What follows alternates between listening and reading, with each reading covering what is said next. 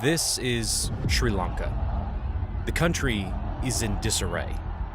Last Tuesday, the Prime Minister announced that the nation with a population of 22 million people is bankrupt.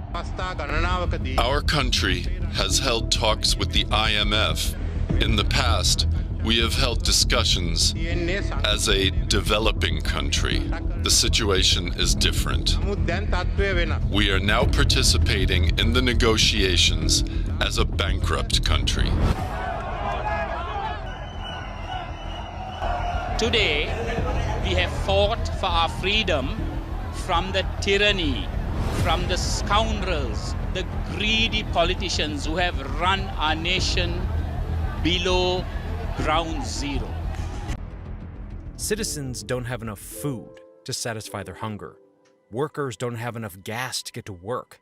And schools don't have paper and ink to continue their studies. Sri Lanka's current situation has turned into a cautionary tale of how corrupt leaders can destroy their country in mere months. A tale of corruption, economic mismanagement, and misguided policies. A long list of mistakes by their politicians has left the everyday citizens suffering.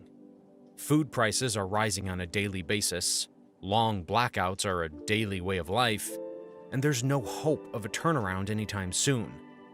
The most shocking part in all of this is that Sri Lanka might be the first, but soon it won't be the only country to go through this perfect storm.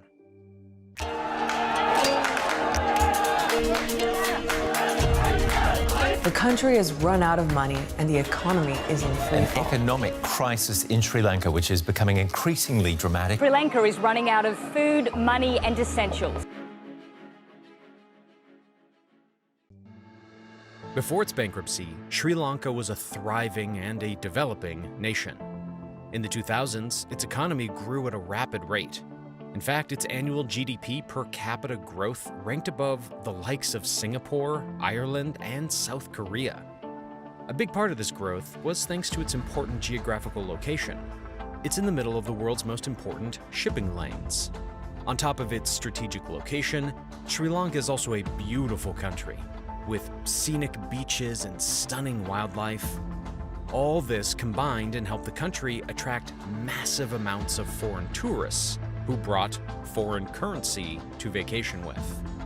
Currency that the country had depended on for years to buy imports from the rest of the world. Imports that brought in necessities like oil, machinery, and food. That means Sri Lanka was heavily dependent on an inflow of these foreign currencies, especially US dollars. But then the crisis hit.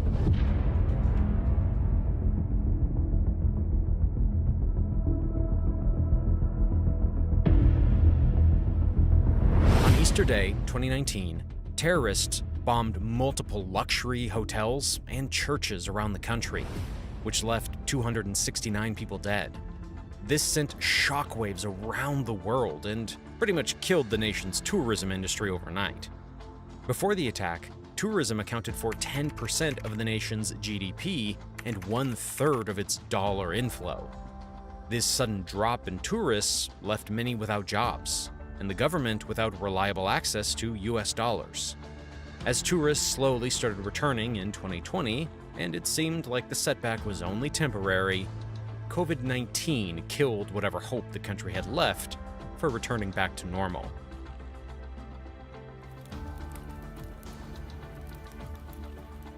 Many say that oil is the lifeblood of the modern economy. Similarly, one can argue that food is the oxygen of a peaceful ecosystem. There's a reason why most Chinese citizens, especially the older ones, don't mind the authoritative regime of the CCP. For the first time in China's rocky history, Chinese citizens don't have to worry about famine or drought. Just like the CCP, governments around the world realize that well-fed constituents are calm constituents. Focusing on making sure your citizens are fed is a good thing, but implementing unrealistic policies to achieve an utopia-like world is something governments should be careful of.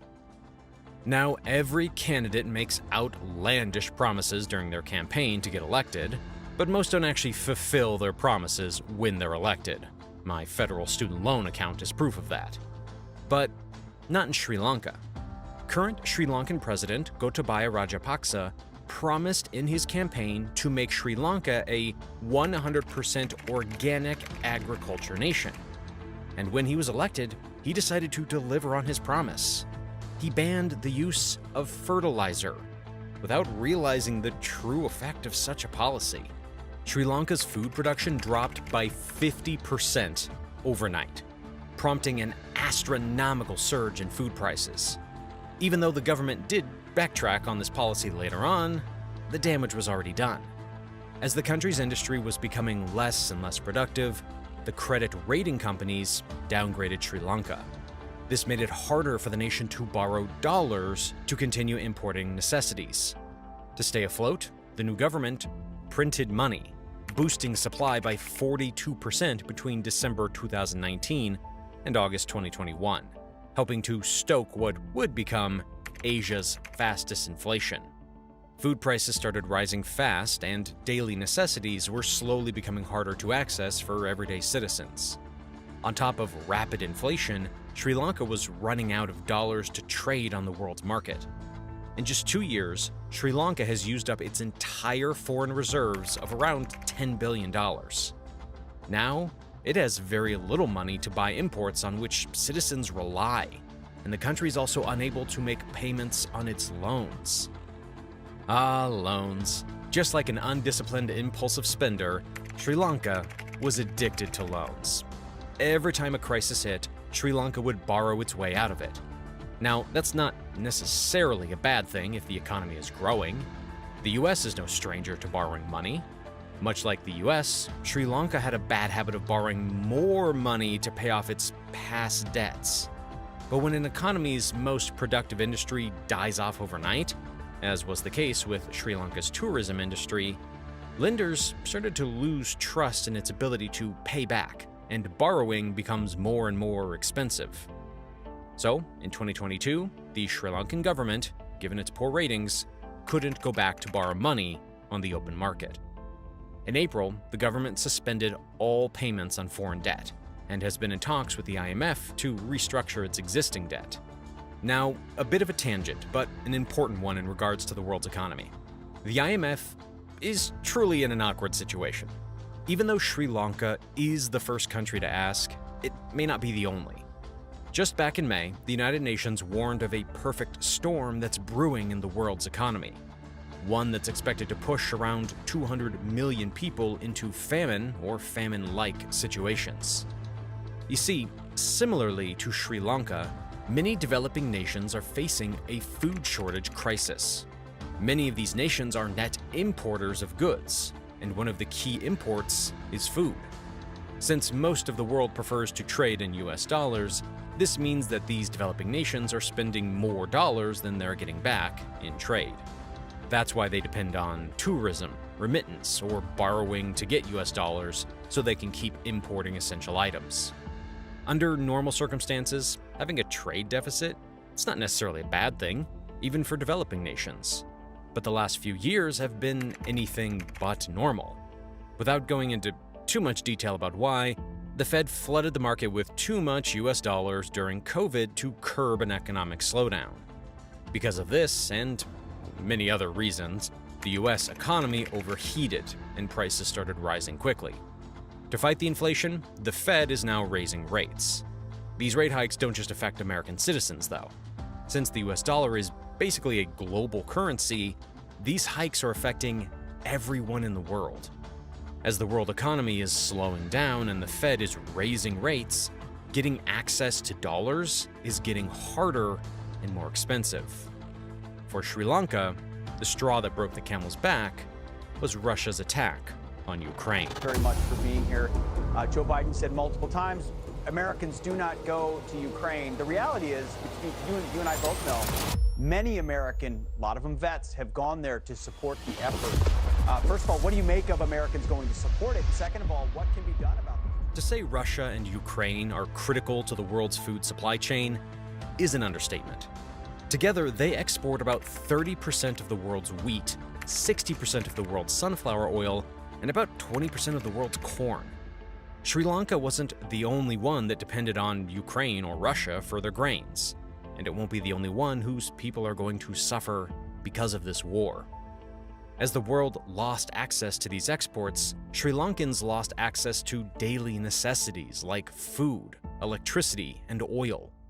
As prices for food rise and the value of currency drops, citizens are quick to buy whatever supplies are available, leaving the stores nearly empty most of the time.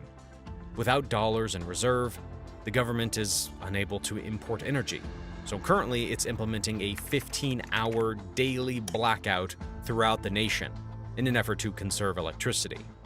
Schools have been suspended, and fuel has been limited to essential services. Patients are unable to travel to hospitals due to the fuel shortage, and food prices are soaring. Trains have reduced in frequency, forcing travelers to squeeze into compartments and even sit precariously on top of them as they commute to work. In several major cities, including Colombo, hundreds are forced to stand in line for hours to buy fuel, sometimes clashing with the police and the military as they wait. 17 men have died waiting in line in unbearable heat. Because of all of this, tens of thousands of Sri Lankans have taken to the streets in recent months, calling for the country's leaders to resign over accusations of economic mismanagement. The country has declared bankruptcy and is currently in talks with India, China, and Japan to form an aid consortium, while it also negotiates with the IMF to restructure its debt. The nation's president has also asked Vladimir Putin for an offer of credit support to import fuel. The situation is still ongoing. Many experts believe that the worst has yet to come, and the chances of another pandemic coming are low. But that doesn't mean that YouTube is not growing. In fact, YouTube just overtook Netflix in terms of how much time people spent on their TVs. And that's just television.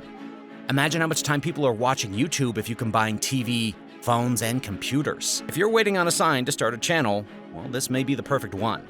And if you are looking to learn how people grow on YouTube in 2024, like this guy who got millions of views in just 2 months after starting, then I have the solution for you. We are opening up the waitlist for our first ever YouTube Basic Academy cohort. Here, we not only share the secrets we have learned about uploading for years on YouTube, we also share how we're able to start channels in completely different niches and scale them to millions of views in just a few months. We will also have live Q&As, a community where everyone can interact and learn from each other, and much more. If you want information on the cohort, then just click on the link in the description or scan the QR code that's on the screen right now. You can also sign up for the waitlist there.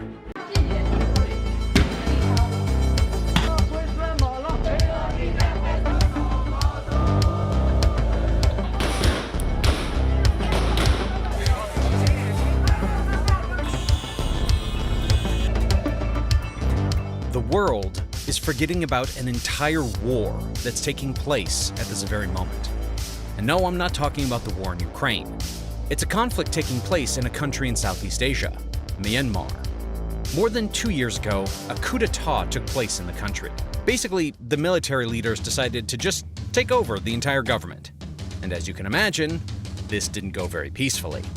With tons of armed insurgencies opposing the military, Myanmar has fallen into a state of civil war.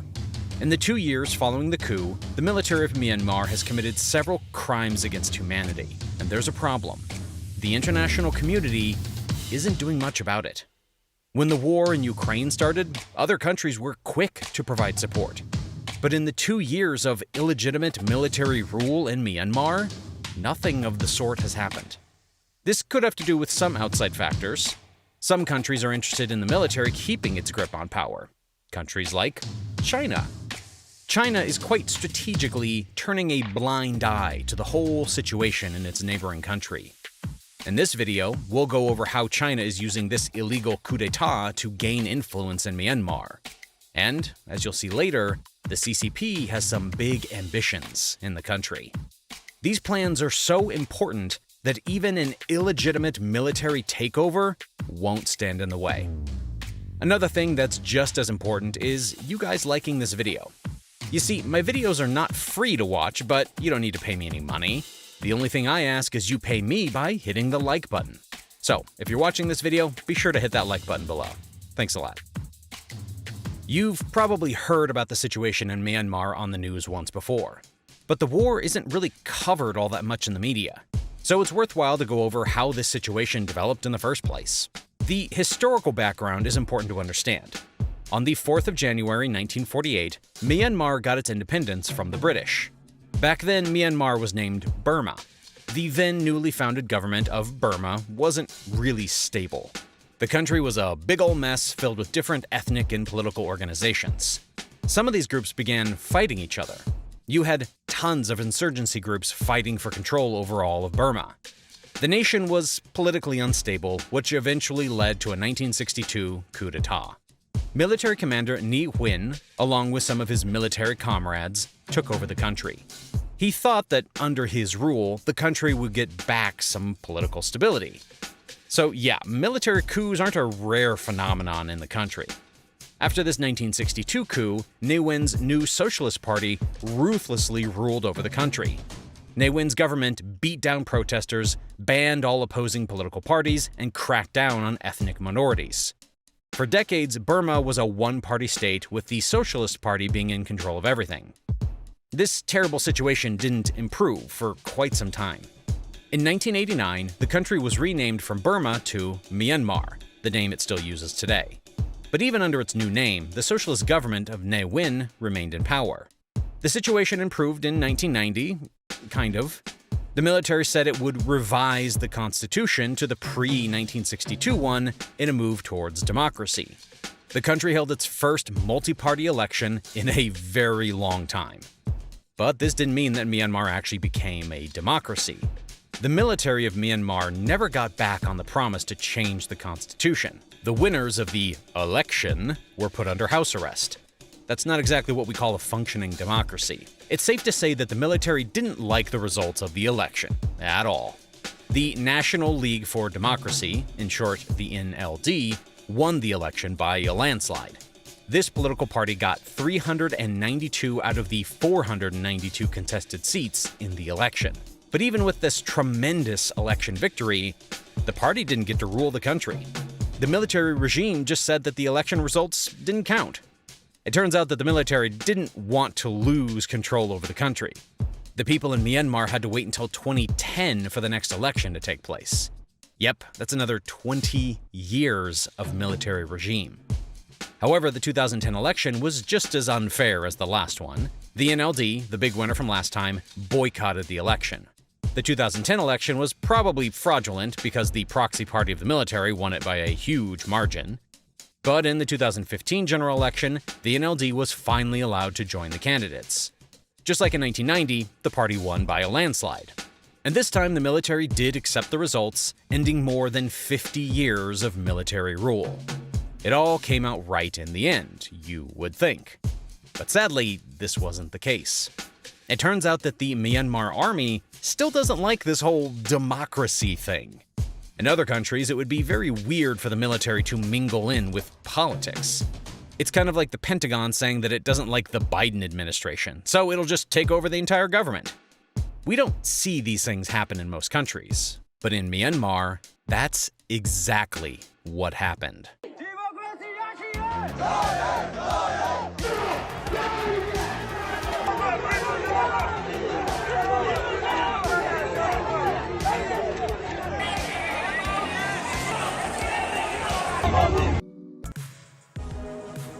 I'll give you a short timeline of how this coup happened. In the early morning on the 1st of February 2021, the coup began. The military arrested the leaders of the government of Myanmar. The leader of the NLD was taken in a raid. With the opposition out of the way, it was time for the next step of the plan. Quickly, the military shut down the internet, phone lines, and television networks. These are the typical things you'd want to do when you're staging a coup. The Tatmadaw didn't want the population to know what's happening. And now, the military had all the freedom to complete their grab for power. By the end of the day, the Tatmadaw arrested 400 members of parliament. By now, all the responsibility for legislation, administration, and judiciary was moved to the leader of the Tatmadaw, Minan Laing. Basically, he had just become the sole ruler of the country. The military commander went on to form the State Administration Council. This infamous State Administration Council is what we call a military junta, a government led by a military committee. Myanmar got some of his military friends around the table and formed an entirely new government. Just after the committee was formed, the military junta promised to hold an election after 1 year of the coup. But unsurprisingly, that never happened. The military junta has been in control of the country for more than 2 years up until now. During these 2 years, the top mandat cracked down on protesters and political rivals. The death toll of this military aggression exceeds 2,300, according to a UN report. On top of that, 14,000 people have been arrested and 700,000 displaced. And keep in mind that these figures can turn out to be much higher. Because of these reports, the UN has accused the military junta of war crimes and crimes against humanity. The United Nations has repeatedly called on the international community to help the people of Myanmar out. In the 2 years of military rule, the situation has only worsened. It went from bad to worse to horrific. But the reality is that the international community has done little to push back against the military regime. Of course, many countries have condemned the coup. The US went as far as to put sanctions on the junta and froze $1 billion of their assets. But apparently, this wasn't enough to stop the top mandat from staying in control. We've already talked about the strong political and economic foothold of the top mandat. Obviously, this influence helps the junta to keep its grip on the country. They have the resources to stay in power. But there's one other reason for them still being in control of Myanmar. The CCP supports them. The CCP hasn't condemned the coup. Well, coup, according to Chinese state media, the military takeover was a major cabinet reshuffle. What happened in Myanmar is an obvious example of what a coup d'etat looks like, with the military junta arresting an entire government. But the CCP wants to be careful with their words here. China doesn't want to anger the top mandat in any way. This is because the CCP wants to strengthen its relationship with its neighbor. China wants to achieve this regardless of the cabinet reshuffle, as the CCP likes to call it. In April of 2022, China's Foreign Minister Wang Yi made the position of the CCP very clear.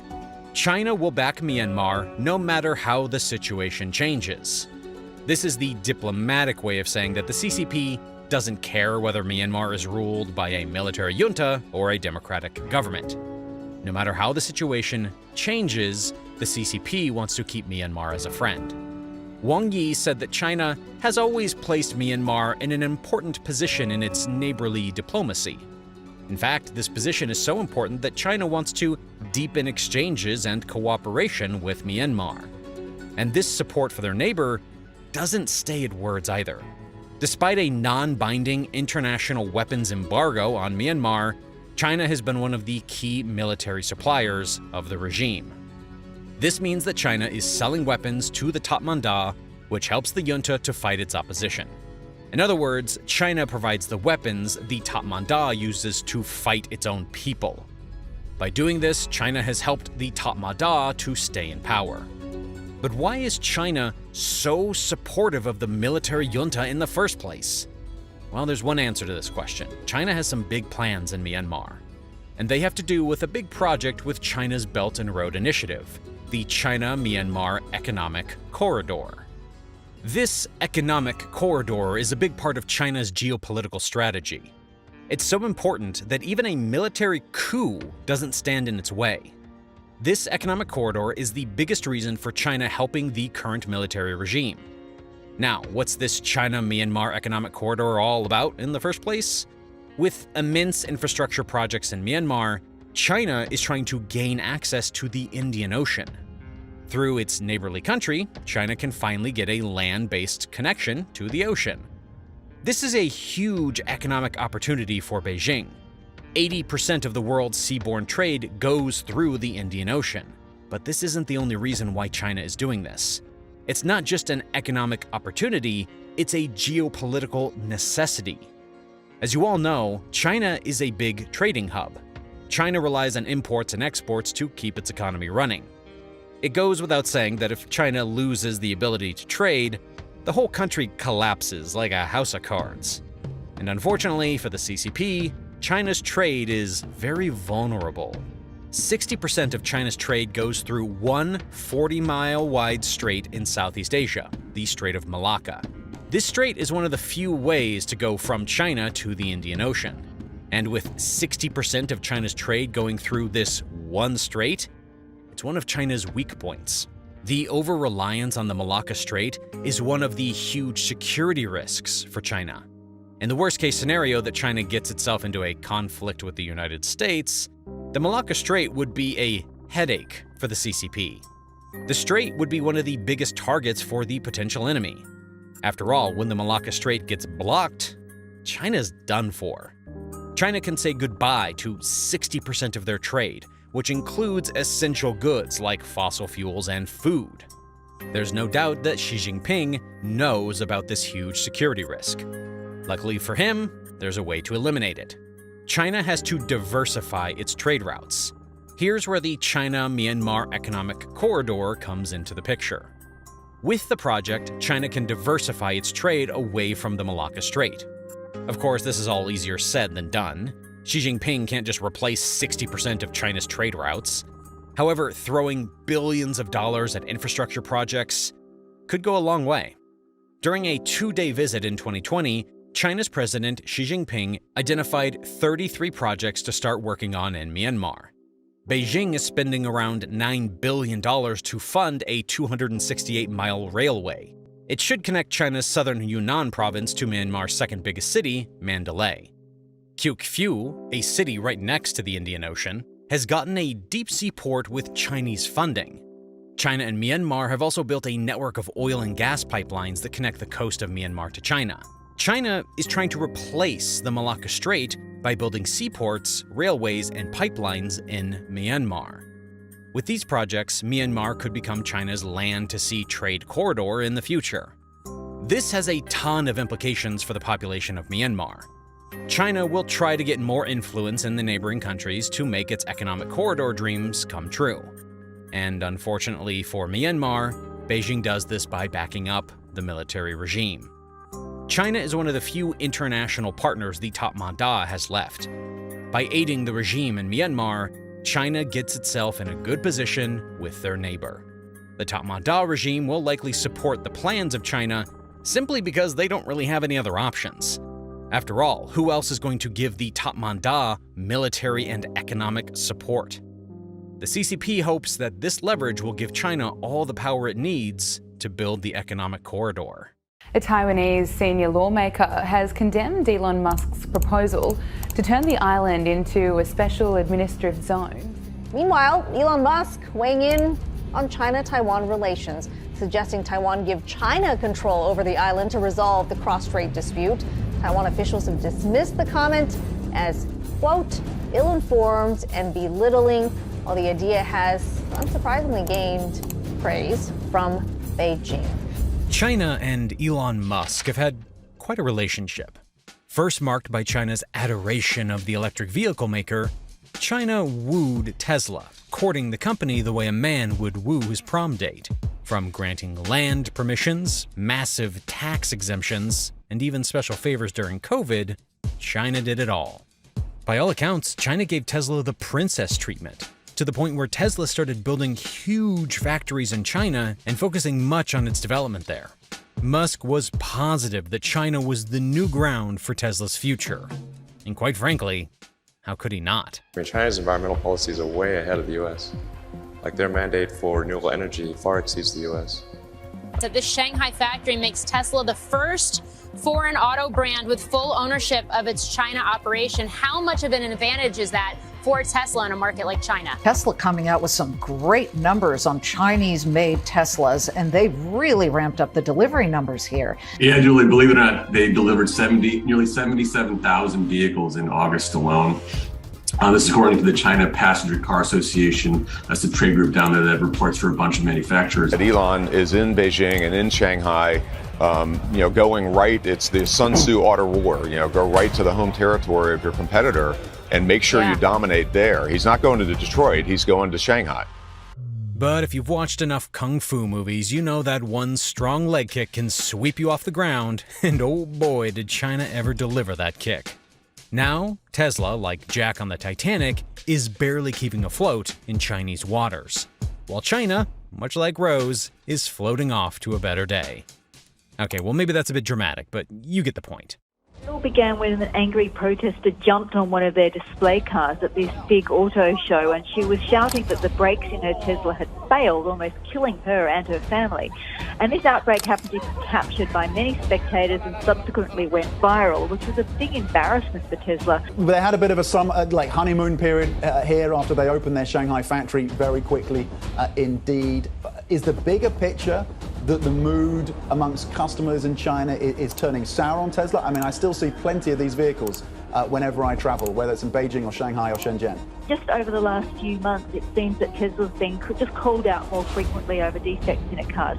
So I would say that's a fair assessment that the tone or the honeymoon period may be coming to an end. So how did this relationship even start? What triggered the severing of once strong ties? And finally, how does that tie in with the decline of Tesla within China today?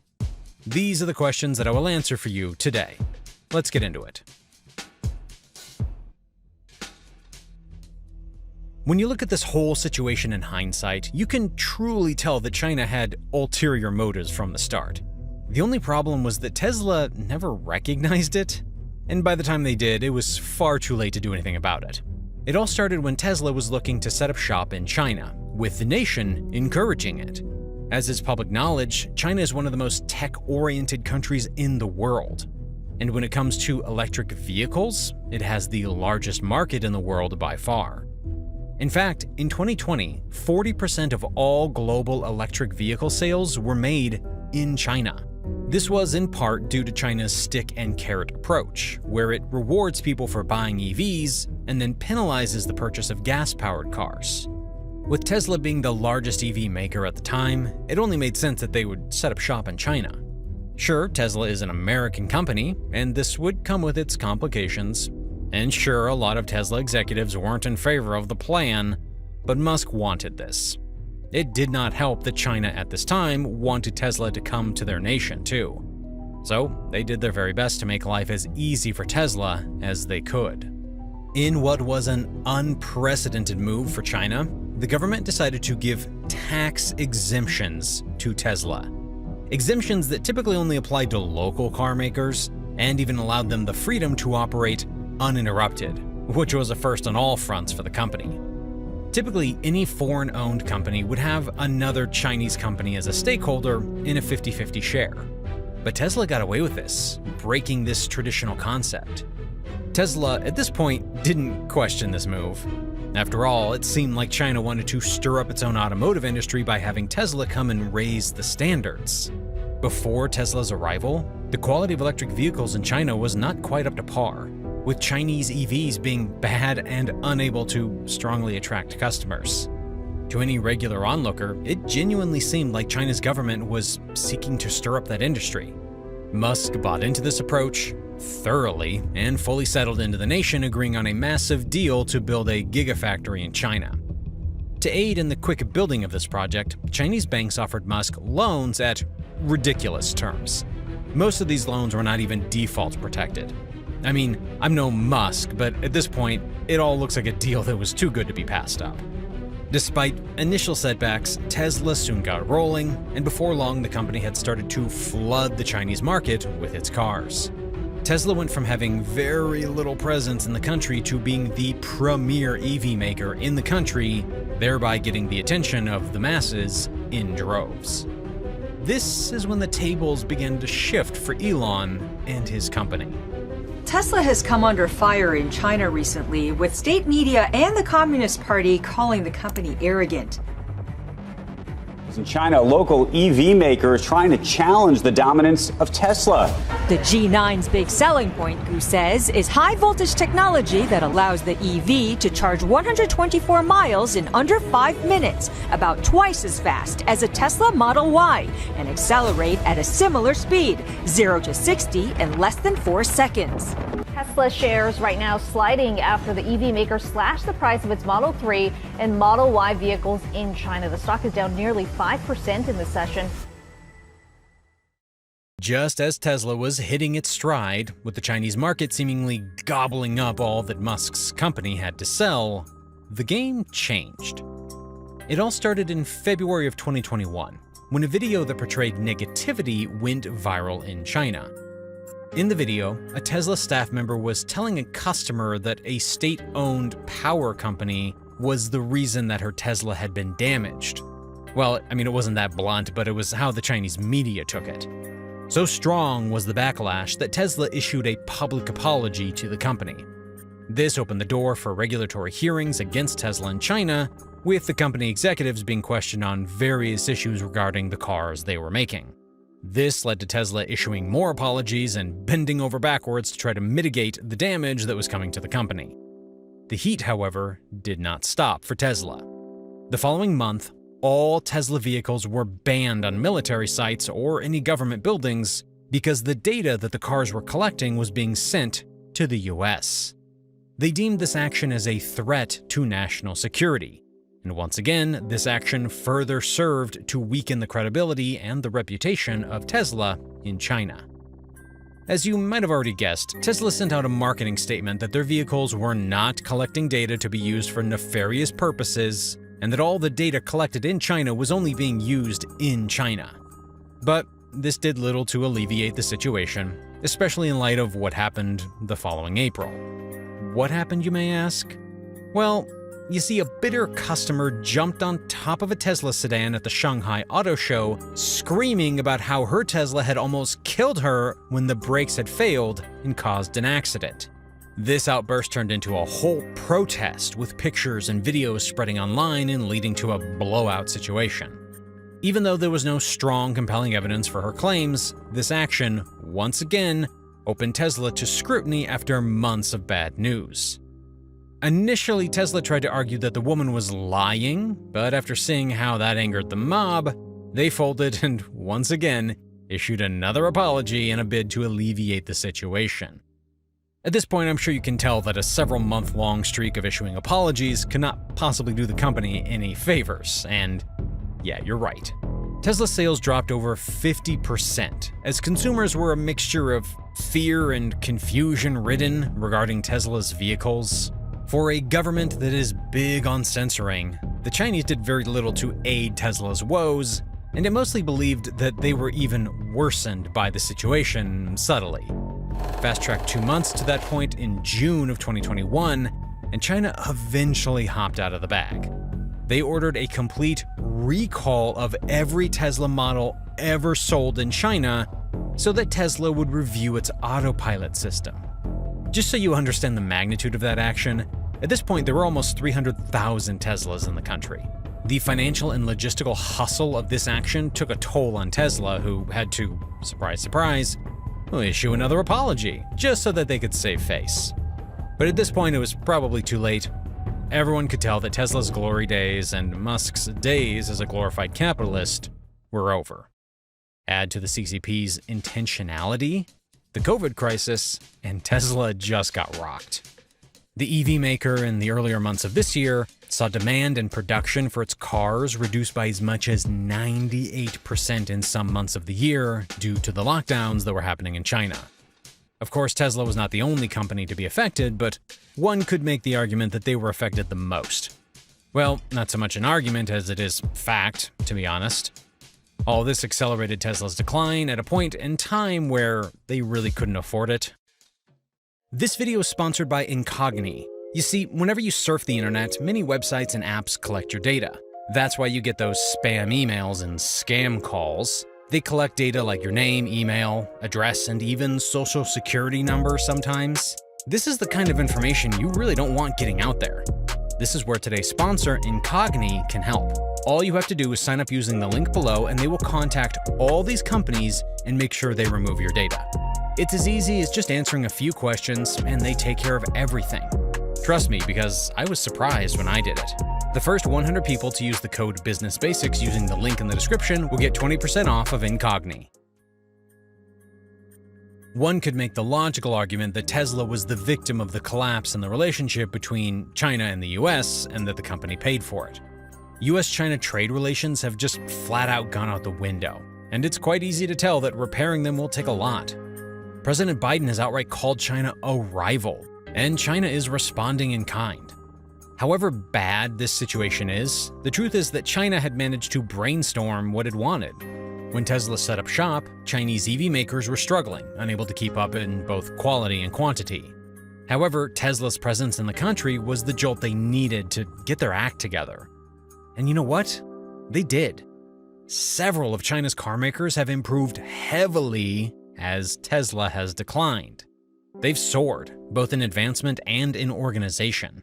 Take, for example, XPeng, who launched a feature that allows its cars to semi-autonomously navigate urban environments. This outrightly marks its latest challenge to Tesla, which is known for its self-driving technology. You could also consider the very important statistic that Tesla is not even the EV maker with the most global sales anymore. Nope, that title now goes to Chinese electric vehicle maker BYD. This Warren Buffett-backed company from Shenzhen sold more than 640,000 vehicles for the first 6 months of 2022, a number that represents a 300% increase from the same time just a year before. Just consider that level of improvement for a minute. Tesla, on the other hand, has only managed to sell 564,000 vehicles. This is in part due to massive supply chain issues following COVID-19 and the Ukraine war. Regardless of their internal problems or justifications, this act on its own demonstrates China's ever-growing dominance in the EV market.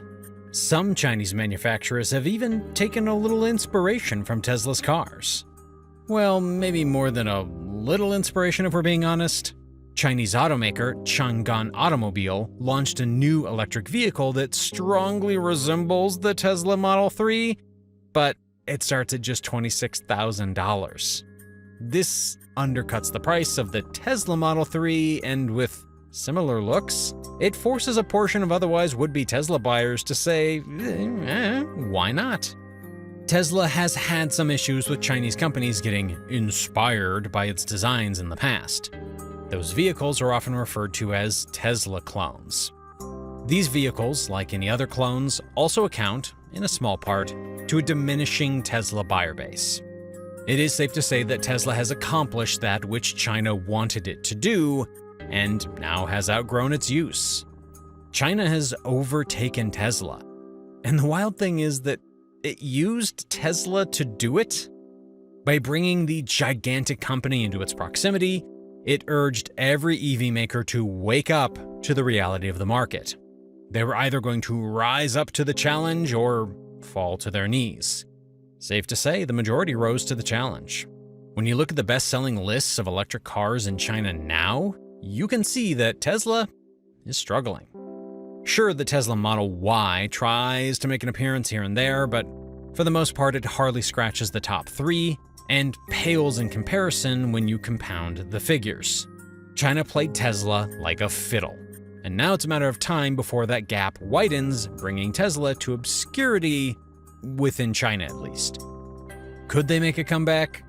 Sure. After all, Tesla is kind of too big of a giant to write off, but the probability of that happening is pretty low. China is out for blood, and Tesla, like a dealer with a bad hand, will ultimately fold to pave way for the other players. Pakistan is in big trouble. For lack of a better term, matters in the country are a hot mess right now. About 7 months ago, I made a video detailing the severity of the Pakistan crisis. I talked about how they got into a bind and what it would take to resolve it. I'll link the video in the description for those who want to watch it. Since then, however, the situation in Pakistan seems to have just gotten worse. And now, the nation is on the brink of a civil war. You might think of this as a them problem, but the situation in Pakistan has global ramifications.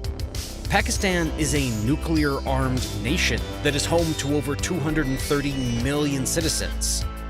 Domestic as their affairs may be, the collapse of Pakistan would not only drag Asia, but the entire world with it. Let's dive into what exactly is troubling the nation and what could happen if Pakistan's woes are ignored. A quick interlude. Look, I hate to be a prophet of doom, but someone's got to report the uglier side of the news to show that the world is not always sunshine and rainbows. You can help validate my efforts in pursuit of enlightenment by liking this video to increase our reach on YouTube. Videos like these, well, they tend not to do so well, so maybe your likes can change that. Alright, back to the video. The way I see it, Pakistan's problems come in two forms. There are the economic woes that are threatening to collapse the nation, and then there are the political woes that threaten civil war. I'll break this video into those two sections so we better understand each one of them and how they feed into each other in order to create this hot mess that we have on our hands. To say Pakistan is dealing with an economic crisis is no longer adequate to describe the depth of the scenario. The better word is collapse. Pakistan is facing a complete economic collapse. Whatever problems you have heard of, Pakistan is probably going through them. From back-breaking inflation, a depreciating currency, and precariously low foreign reserves, Pakistan has got it all. Let's dive deeper, shall we? To start with, Pakistan is experiencing what is called a balance of payments crisis. In short, the country has been spending more on trade than it has brought in, and this has the obvious effects of depleting its foreign currency reserves faster than it can fill them. For a nation like Pakistan, this is not good at all. Pakistan is very reliant on imports, with net imports far exceeding its exports, so this means that the nation is always buying. For them to have low foreign currency reserves means that they have a low buying capacity on the international market. At one point this year, it was estimated that they only had 3 weeks' worth of money left for imports. This came after the reserves had reached an 8-year low. To add to their misfortune, in the last year, the US dollar has rallied in strength. This is good for the US, but for countries that import heavily, like Pakistan, it means that there's more financial pressure as they need more money to buy the US dollar, the currency in which they use for transactions on the global market. Add a powerful dollar and already sky-high global prices due to Russia's war in Ukraine, and you have a disaster. But that's not the only challenge that comes with having a shortage of foreign currency. This shortage presents several problems for the nation. On one hand, it forces them to start borrowing more to keep up with imports. I've already mentioned in previous videos how unfavorable the loans Pakistan gets from China are. The interest rates are high, the payback periods are low, and the collateral risk is not balanced. Them needing more money means leveraging more of Pakistan's tomorrow to pay for today's mistakes. At present, China already owns 30% of Pakistan's foreign debt. Adding to the unfavorable terms of that debt, this is a bomb waiting to explode. Also, because the nation still needs to function, the already low foreign currency reserves keep getting depleted. In addition, the government's artificial props to keep the rupee strong have the unfortunate impact of weighing on the rupee's value. So what are we left with? Higher debt, pressure to repay debt, an ever-increasing cost of importing goods, and a weak currency. Can you see now how bad this has become? But just hold on. It gets worse. A country on the brink of disaster. Pakistan's economic collapse. Inflation in Pakistan touched a 60-year high. Prices of basic commodities have been doubled. Food has become unaffordable for millions. Pakistan is going through its worst economic crisis since March 1965. Growing, based on all of the issues listed above, inflation has had perfect room to grow.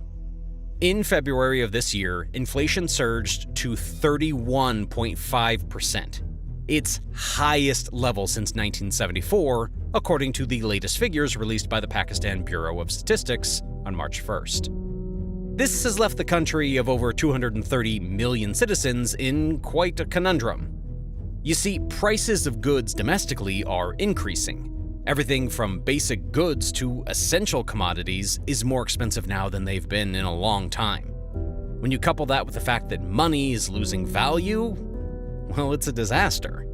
Pakistanis are starving, and the average person is barely staying afloat. Fathers are struggling to make enough, and mothers can barely ration what little they have. All this is because the country's economic policies are in shambles. The government has run out of options, and for the time being has been grasping to find whatever it can get in loans in a bid to ease their troubles. The most open channel for that has been the International Monetary Fund. Pakistan's government has been holding talks to resume a $6.5 billion loan program that has been essentially suspended since last November. The IMF has put forward a set of demands for the release of a $1.1 billion installment that includes the liberalization of the exchange rate, the removal of subsidies in various sectors, and the raising of taxes. I will mention why this is important when we cover the political sphere of Pakistan in just a minute. Pakistan is desperate, and they have been agreeing to all of the IMF's requirements. I cannot overemphasize just how desperate the nation is right now. Also, because of the issues with foreign currency, economic activity has dropped massively in the nation, heavily affecting all the major companies. This has had a trickle-down effect on the citizens, sending already struggling people into economic oblivion. Several of the nation's biggest companies have halted operations as they ran out of raw materials or foreign exchange, which has compounded the troubles of the economy. Heavyweight companies like Suzuki, Gandhara Tire and Rubber Company, GSK PLC's Pakistan unit, Ingro Fertilizers Limited, Amreli Steels Limited, Malat Tractors Limited, and Diamond Industries Limited have shut their factories indefinitely or suspended operations. Their statements all talk about the same thing. They are struggling with sourcing raw materials or have a shortage of cash. For luxury-oriented companies, it's a drop in demand. This has served to increase unemployment in the nation. Try having unemployed people who are starving in an economy that is getting worse and worse by the day. No wonder we're seeing more and more of this. Unfortunately, it's not just Pakistan. Things are unraveling for many countries around the world. While I am trying my best to cover all of the major geopolitical news stories, it's a very fast-moving environment when it comes to geopolitics. And that is why I launched my newsletter, where every week I send out major global news straight to your email inbox. You can sign up right now by clicking on the link in the description, and best of all, it's free. Pakistani security forces trying to arrest former Prime Minister Imran Khan. Protests erupted in major Pakistani cities. Hundreds of supporters of Khan clashed with police, who then fired tear gas and water cannons at the crowd. Were Pakistan united right now, we would say that the country will somehow bounce back fairly quickly. But the problem is that Pakistan is not united. Not even a little bit. The political turmoil in the nation is threatening to rip the country apart. Let's talk about how messy the political situation is. You know how the world debates the age-old question, what came first, the chicken or the egg? Well, Pakistan has a similar question. What came first, the economic crisis or the political crisis? I won't dive into that today, but I will say this. Both crises have taken advantage of the presence of the other to bring Pakistan as a nation to the brink of collapse. But looking at the political situation in particular, well, the nation is in a mess. It looks like the nation is becoming more difficult to govern with each passing year. The root of the current political turmoil that the nation is facing right now is rooted in one name and one person: Imran Khan. Khan served as the 22nd Prime Minister of Pakistan from 2018 up until 2022. That is when he was forcibly removed from power through a no-confidence motion in the National Assembly. Khan claimed that it was a US-led conspiracy to eliminate him, and ever since then he has been staging mass rallies aimed at reinstalling himself as the Prime Minister. Typically in any other country, this would die down. But Khan commands a huge following, and he has very loyal supporters. This means that his rallies and criticism of the government have ears. and this is threatening to split the country in two. What has made it worse is that the protests have been met with severe police brutality. This has resulted in several deaths, injuries, and arrests as the months go on. In response, the protests have begun taking more militant forms, with protesters arming themselves with sticks. This is a very dangerous situation, as it is a few steps away from a military conflict. A few armed protesters and everything can go very, very wrong. We are looking at a country that can break into civil war any day now. And what heightens the protesters' beliefs is the assassination attempt that was made on Imran Khan's life. The gunman who made the attempt on the former Prime Minister's life at a rally last year in November wounded Khan, but Khan survived. This has made his message that much stronger and has given him a bit of a messiah complex. Were Khan to be taken out, it is almost guaranteed that civil war would break out. The only string that is keeping Pakistan from a military conflict is the fact that all the major political parties, despite their fierce differences, are invested in keeping the country intact. No one wants a war, but it is becoming increasingly harder to keep that option off the table. These political woes themselves have made the economic crisis worse. The frequent leadership changes have made it hard for Pakistan to have a long-term strategy. Instead, each government comes with measures that are short-term and will only serve to make the people happy in the here and now. With each new government, Pakistan is getting buried in more problems. As the economic problems heighten and the political struggles reach a boiling point, the future of Pakistan is very much in limbo. But that's not all. There's more. The last year hasn't really been kind to Pakistan. And in addition to bad economic policies, there have been unforeseen challenges as well. One of the chief incidents was that Pakistan was hit by floods. A lot of really bad floods. In Pakistan, Floods across much of the country have killed over 1,000 people and affected the lives of more than 30 million people. people need saving and there isn't much time. There are now fears of acute food shortages. Around 250,000 people at risk of drowning. Many districts are still out of reach as roads and bridges are swept away. Weeks of unrelenting monsoon rain have wreaked havoc on vital infrastructure. Military helicopters carry out daily rescue operations. Families who've lost their homes are sleeping on the roadside. Shocked, shattered, and starving. The floods were massive. They affected all 4 of the country's provinces and approximately 15% of the population. The floods were so bad that about 1/3 of Pakistan's landmass was covered in water, resulting in the displacement of millions of poor Pakistani citizens. In addition to the heavy loss of life and emotional burdens, these floods have left Pakistan in quite a pickle. The nation has a huge bill to foot for reconstruction and aid, and this has added to the strains on the government budget. A budget that was already struggling. According to the World Bank estimates, Pakistan needs at least $16 billion to somewhat handle the losses and damages incurred. Yeah, you heard that right. $16 billion. This is coming at a time when the entire nation's reserve fund is just $3 billion. It's a sad situation. To add to this natural disaster, the weakness in Pakistan's political and economic situation has resulted in third parties taking advantage of the nation. One of these third-party groups is terrorists. In the past few months, the nation has seen a resurgence of terrorism from radical Islamist groups, as well as ethnic militants in the resource-rich province of Baluchistan. Wreaking havoc across Pakistan is the Tehreek-e-Taliban, or the TTP. Pakistan is on edge after the devastating Thursday attack. The death toll in the suicide bombing at a mosque in the Pakistani city of Peshawar continues to rise. Terrorists stormed a police compound in Pakistan's port city of Karachi yesterday, killing 3 security force members and 1 civilian.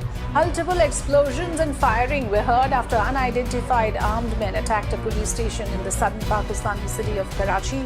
Gunmen on the streets of Lahore, a brazen and deadly attack on a high-profile target. The number of civilian and law enforcement casualties at the hands of the TTP have more than doubled. The Pakistani Taliban, a horrendous branch of the Taliban that killed thousands of Pakistanis during the War on Terror, announced its return recently. I can't show you the video here because YouTube would just send a pack of rabid advertising executives to my home, but the Taliban had a member launch a horrific suicide attack that killed 101 congregants attending prayers at a mosque. Following the retreat from the US in the region, the war on terrorism has just become lopsided. Pakistan is on the short end of this, and as the attacks increase, it's looking more likely that Pakistan might share the instability that has long been felt by its neighbor, Afghanistan. The Pakistan Taliban has not relented, and several other terrorist activities have taken place, resulting in the individual death of several people. Unless Pakistan puts these activities to bed, and quickly, we might be looking at the beginning of a very big problem. The challenge is that Pakistan is facing all of these issues at once: natural disasters, terrorist resurgence, economic hardships, and political unrest. When all of these issues manifest simultaneously, it's easy to see and understand why Pakistan is on its last legs. It is painfully clear that if something does not give up soon, the next few months might result in a crisis for Asia and for the entire world as Pakistan collapses. There is hope, though, given that the IMF is willing to loan money to Pakistan, and also elections are coming up this year. The hope is that Pakistan finds its peace with the convergence of these events, or else the world will watch as crisis after crisis accelerates the fall of a great nation. China and Russia are friends. Over the last few years, China and Russia have created a strategic partnership. This isn't just because they're neighbors. The strategic partnership has one main goal: to form a coalition against the United States and its allies. For the United States, the combination of China and Russia is one of the worst imaginable. U.S. relations with Russia haven't exactly warmed over the last year, to say the least. The war in Ukraine has somewhat revived the Cold War between the two countries. The United States is indirectly fighting Russia by giving military support to Ukraine. And with China, the situation is no different. China is trying to become the world's #1 superpower, which the United States, well, they don't like it. The whole Taiwan situation is a good example of this. The United States is selling weapons to Taiwan to support its independence, which China isn't too fond of either. Meanwhile, China's foreign policy has become more and more aggressive. You add these two situations together, and you can see why China and Russia have found common ground. They have a common enemy: the United States. Because of this strategic partnership, the United States could be in some real trouble. In this video, we'll discuss the driving factors behind the China-Russia alliance and how it will be very important in the future. Another thing that's really important for this channel is your likes. I've seen some comments saying my videos aren't showing up in your feed, and the best thing you can do to help with this issue is, you guys liking the video. This lets YouTube know that the video is worth watching, and it shows it to more people. So please, be sure to hit that like button. Thanks.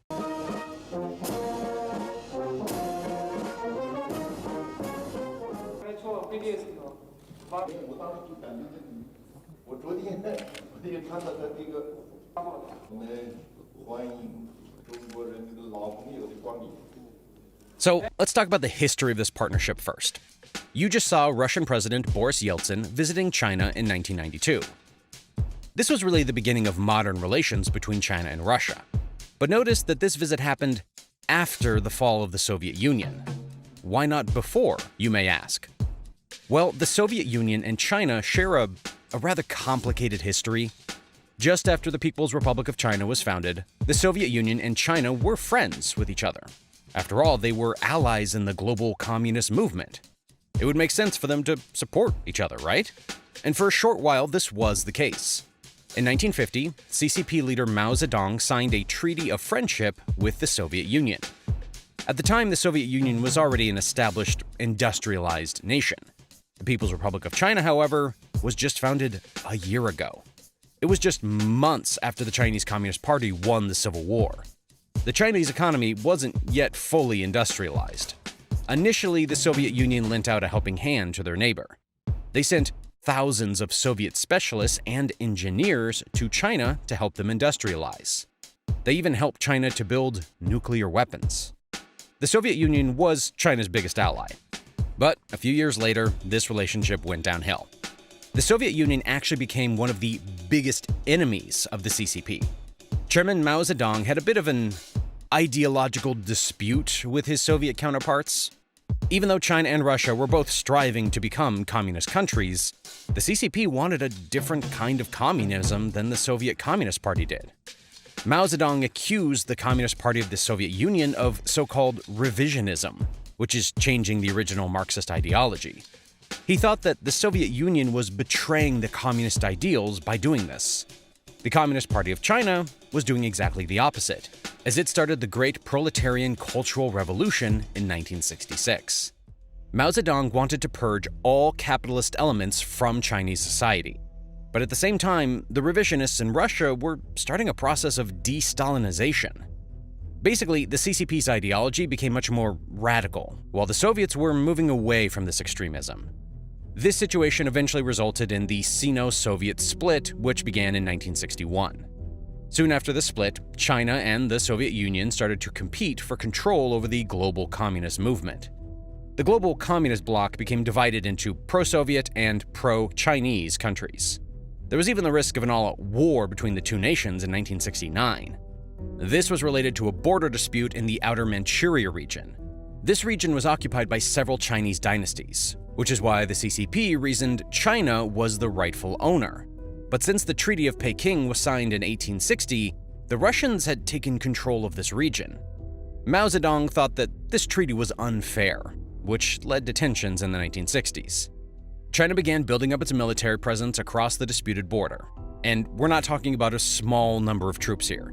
China stationed 1.5 million troops on this border. In 1968, the Soviet Union had also built up its military presence in the region.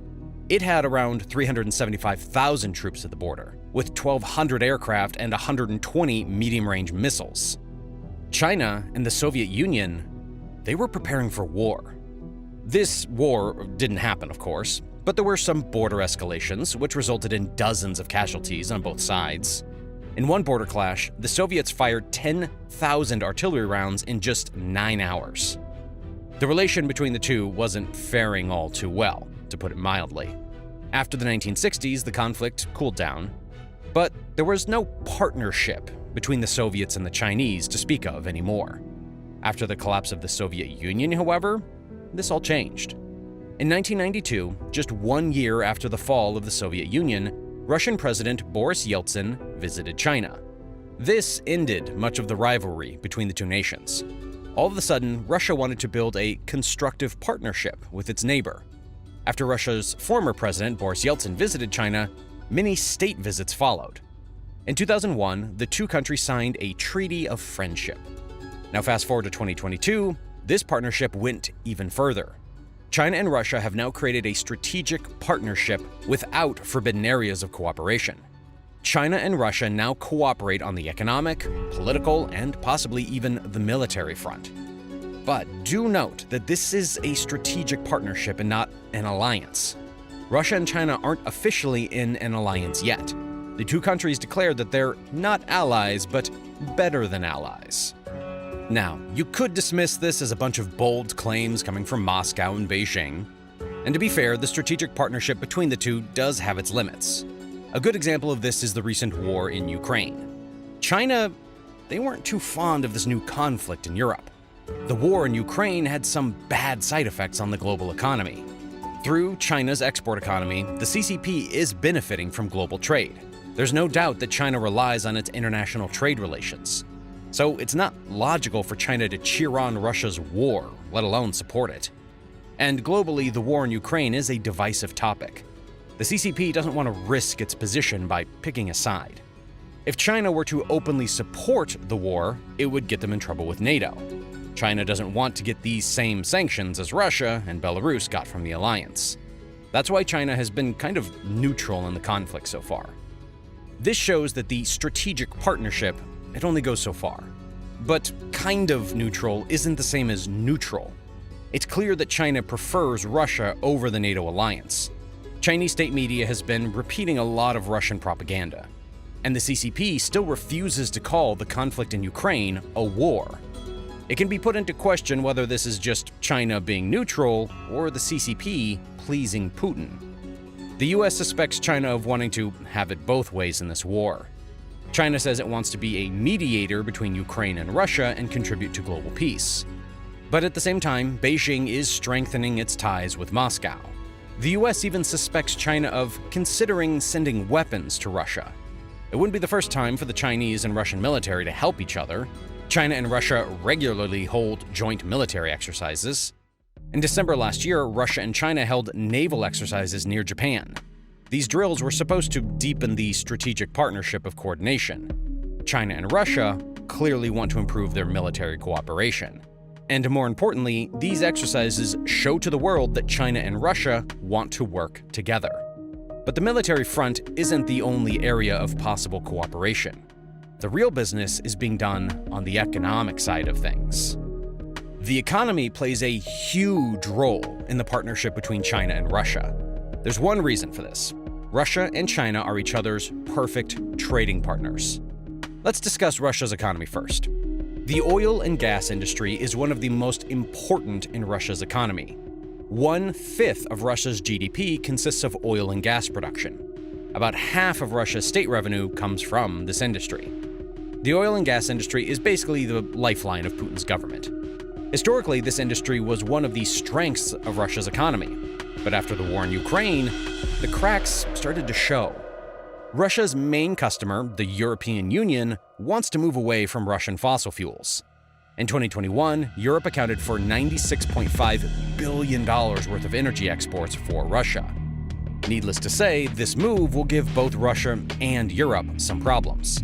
It will be a challenge for Europe to find another energy supplier. But for Russia, the problem might already be solved. There's another huge export market they can turn to: China. China needs energy imports just like Europe does, and the Chinese energy market is huge. This becomes clear in this chart, showing China's energy consumption.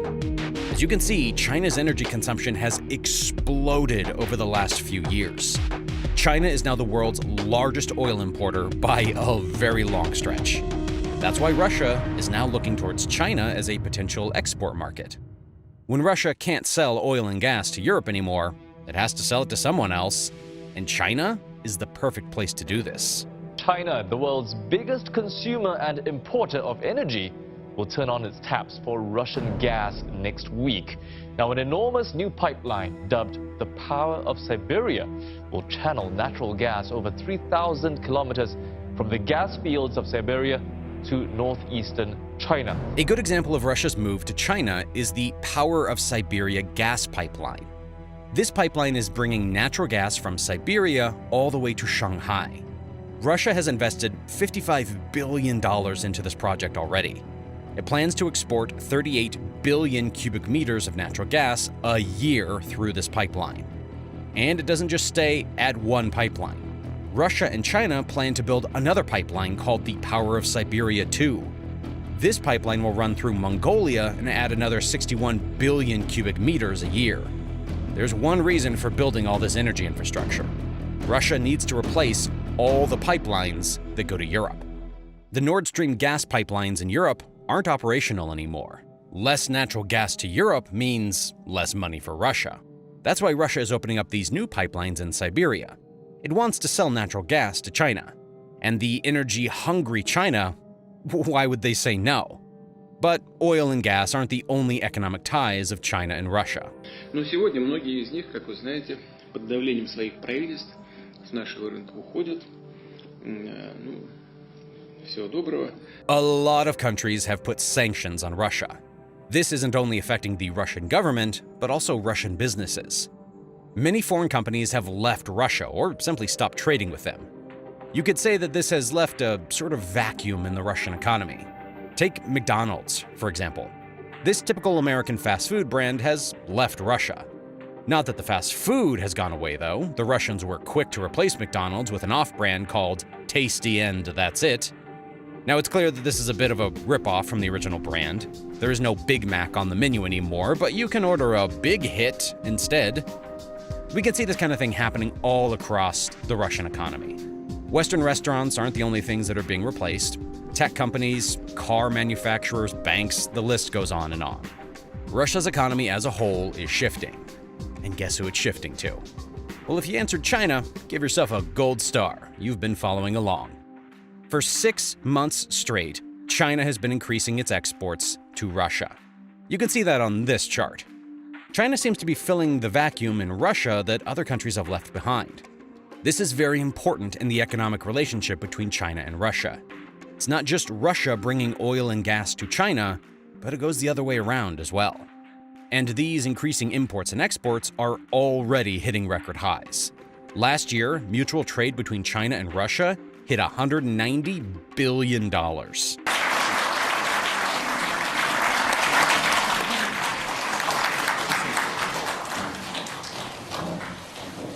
So Russia and China are growing closer economically. But are they growing closer politically as well? To answer that question, we have to look at a third country, the good old United States. The USA is, whether it wants to be or not, the driving force behind the relationship between Russia and China. Remember the sanctions on Russia we talked about? These sanctions changed the political and economic landscape of Russia. The US government played a key role in enforcing these sanctions worldwide. Now, there happens to be another country that the United States is sanctioning. The US government is targeting China's chip industry. There is a full video covering this chip war on the channel if you want to learn more about this.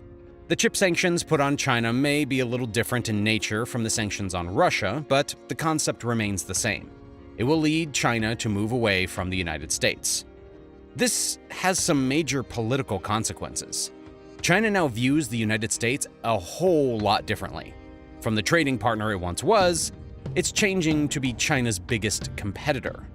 The US and China are already competing in various ways, whether it's about global influence or the Taiwan situation.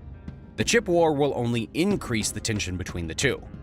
So, both China and Russia are moving away from the United States. It would be a smart move for Russia and China to improve their relations, wouldn't it? This is exactly what China and Russia are trying to do politically. Their recent strategic partnership is paving the way for this. The two countries want to form a bloc against their biggest enemy, the United States. And this is obviously bad news for the United States and their allies. China and Russia have a combined population of around 1.6 billion people. Their economies have a combined GDP of $20 trillion. That's a tough one to beat. China and Russia teaming up is not the ideal scenario for the democratic world. You don't want two totalitarian states closely working together. It'll destabilize the global geopolitical landscape. You could say that an alliance is good for Russia and China and bad for the US and its allies. Well, that's one side of the story. But there are other sides to the story as well. An alliance could also have negative effects for both China and Russia. As we've seen in their history, alliances between these two have a tendency to deteriorate. It wouldn't be the first time for China and Russia to get into a spat with each other. China and Russia probably know about this weakness in their possible alliance. The interests of China and Russia aren't completely aligned. That's why China and Russia, they're not going to get too attached to each other. China is getting oil and gas from Russia, but it doesn't want to be dependent on its neighbor for its energy imports. Saudi Arabia still takes the crown as the largest oil exporter to China. Beijing will try to keep its energy imports diversified. And the same goes for Russia, as it's also looking towards India as a possible trading partner. This has some negative effects on the alliance between Russia and China. India and China aren't the best friends with each other because of their border situation. If Russia wants to keep India as a trading partner, it can't lean towards China all too much. China also can't rely on the Russian economy, which is why it has to keep some other friends as well. This could hamper the relationship between the two countries. And it's doubtful if China and Russia even want a full-on military alliance with each other. When China and Russia form an alliance against the United States, it won't win them too many friends internationally. They would become the main target of the NATO alliance. This is a big reason for why China and Russia have not formed an official alliance yet. Therefore, it has stayed as a strategic partnership for now. And this isn't the only flaw in their partnership, though. The power balance between them could be a problem as well. The relationship between China and Russia is a whole lot different than it was 60 years ago. In the 1960s, Moscow was at the center of the powerful Soviet Union. China was a relatively poor and underdeveloped country. In 2023, this situation has changed quite a lot. Moscow isn't nearly as powerful as it was 60 years ago. After the Soviet Union fell, Russia has arguably lost much of its military and political strength. On the contrary, China's political and military strength has grown enormously. China is now the only country in the world that can even come close to the United States. It has the second biggest economy in the world and the second biggest military spending globally. Beijing now has more power than Moscow, instead of the other way around. This is important to note when it comes to a possible alliance. If China and Russia strengthen their partnership, it will be clear which of the two of them is the boss, and China could take advantage of this leverage. China could use Russia as a tool to gain more power. Because China is so much more powerful than Russia, Russia will likely back up China politically. We've already seen this with Putin supporting China's Taiwan policy. He stands behind Xi's One China policy and thinks that Beijing is the rightful owner of Taiwan. China will make good use of this power in the future. Russia could be helpful for the CCP's international policy, but this will have some bad effects on Russia. They could become overshadowed and become a pawn of China's, and Putin doesn't want Xi Jinping to get too much influence in Russia. So, now we understand some of the motives and power dynamics behind this strategic partnership. But what's the future for it? Will an alliance between the two be something to worry about? Well, one thing is for sure, the two nations will continue to cooperate. After all, it makes sense for them to do this. There are economic and political motives for further cooperation. In the future, we will see trade prosper and ties strengthen between the two countries. This will put in motion a process which the US doesn't like. Dictators could start working together to counter America's global influence. China and Russia could be just the beginning. Other countries like Iran, North Korea, well, they would be happy to join them. An alliance between Russia and China could shift the power balance of the world. However, an alliance also has some disadvantages for both China and Russia. But as China and Russia move further away from the United States, an alliance becomes more and more likely. Xi Jinping and Vladimir Putin both realize that they're stronger together than alone. And both China and Russia will need this strength if they want to rival the United States. Being Putin's enemy is dangerous, but being Putin's friend may be even more dangerous. We're sure everyone has seen what happened to Prigozhin. That was after he had made a deal with Putin, but as history has shown, Putin's words don't mean anything. This isn't the first time Putin has betrayed his friends and went back on his words to protect his power. In fact, that's exactly how Putin got to power in the first place, by lying to everyone and backstabbing anyone who supported him. Even after taking hold of Russia, Putin has continued to punish any little incursion with a deadly force, and Prigozhin was just another bullet point in a long list of people that Putin has taken care of to ensure that he stays in power. So in today's video, let's go into how Putin betrayed everyone who supported him during his rise to power, and how he keeps control of Russia by surgically eliminating even the smallest threat. First, be sure to hit the like button, because a video talking about people dying is not going to say farewell in YouTube's algorithm, so your likes help us out a lot in this uphill battle. Let's start. We're sure many of you know that Putin came to power in 1999 as he was appointed prime minister under then-president Boris Yeltsin, but many don't know the story behind how a relatively unknown KGB officer was appointed prime minister. In this journey, Putin made many oligarch friends who helped him become prime minister, the same friends he would quickly betray as he became the president. So let's back up a little and cover that story.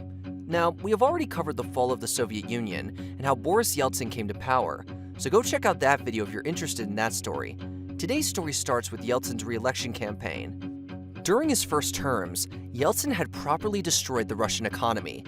Admittedly, he wasn't given an easy task to begin with, transitioning the Russian economy to capitalism, but his policy ended up unleashing hyperinflation. By 1994, consumer prices in Russia would skyrocket to almost 2,000 times what they had been in 1990. And that candy bar that had cost $1 now costs $2,000. Hyperinflation devastated ordinary Russians. His government had also butchered the privatization process that resulted in 70% of Russian industries being owned by just a handful of oligarchs. So, yeah, that's to say the Russian public wasn't happy with Yeltsin, and he didn't look like he was going to win the re-election. Just a year away from re-election, Yeltsin's approval rate fell to the low single digits, and he faced the specter of an increasingly popular communist challenger who looked like he could win the 1996 presidential elections. So, he turned to his friends who were oligarchs after all his policies had made them filthy rich. But it didn't seem like oligarchs were grateful enough, so he had to give them more companies in order to get their help with the re-election. Since the public definitely didn't want more Russian companies to end up in oligarchs' hands, Yeltsin had to get creative for this under-the-table deal. This is when Yeltsin turned to a shady scheme known as loans for shares. The secret plot basically worked like this. The richest oligarchs loaned the government billions of dollars in exchange for massive shares of Russia's most valuable state enterprises that the government still owned. When the government defaulted on paying back the loans, as the schemers expected they would, the oligarchs would walk away with the keys to Russia's most profitable corporations. In exchange, the government would get the money it needed to pay its bills. Privatization would keep moving forward, and most importantly, the oligarchs would do everything in their power to ensure Yeltsin was re-elected. On top of all of this, the prices the oligarchs paid for these corporations were a steal, almost literally. For example, Boris Berezovsky and Roman Abramovich got a large stake in the oil company Sibneft for about $200 million. In 2009, when Putin renationalized the company, Abramovich sold his stake back to the government for $11.9 billion. Talk about a payday. Holding up their end of the bargain, the oligarchs, who often fought with each other, united forces behind Yeltsin's re-election campaign. They donated millions of dollars to the effort. They hired the best political operatives they knew. They laundered government money with their banks and fed it into the Yeltsin campaign machine. Two of the oligarchs, Boris Berezovsky and Vladimir Kaczynski, controlled two of the three major Russian television networks, and they blanketed the airwaves with pro-Yeltsin propaganda. Remember the name Boris Berezovsky, as he will soon play a big role in the rise of Putin. Fueled by the immense power of the oligarchs, Yeltsin conducted Russia's first American-style presidential campaign.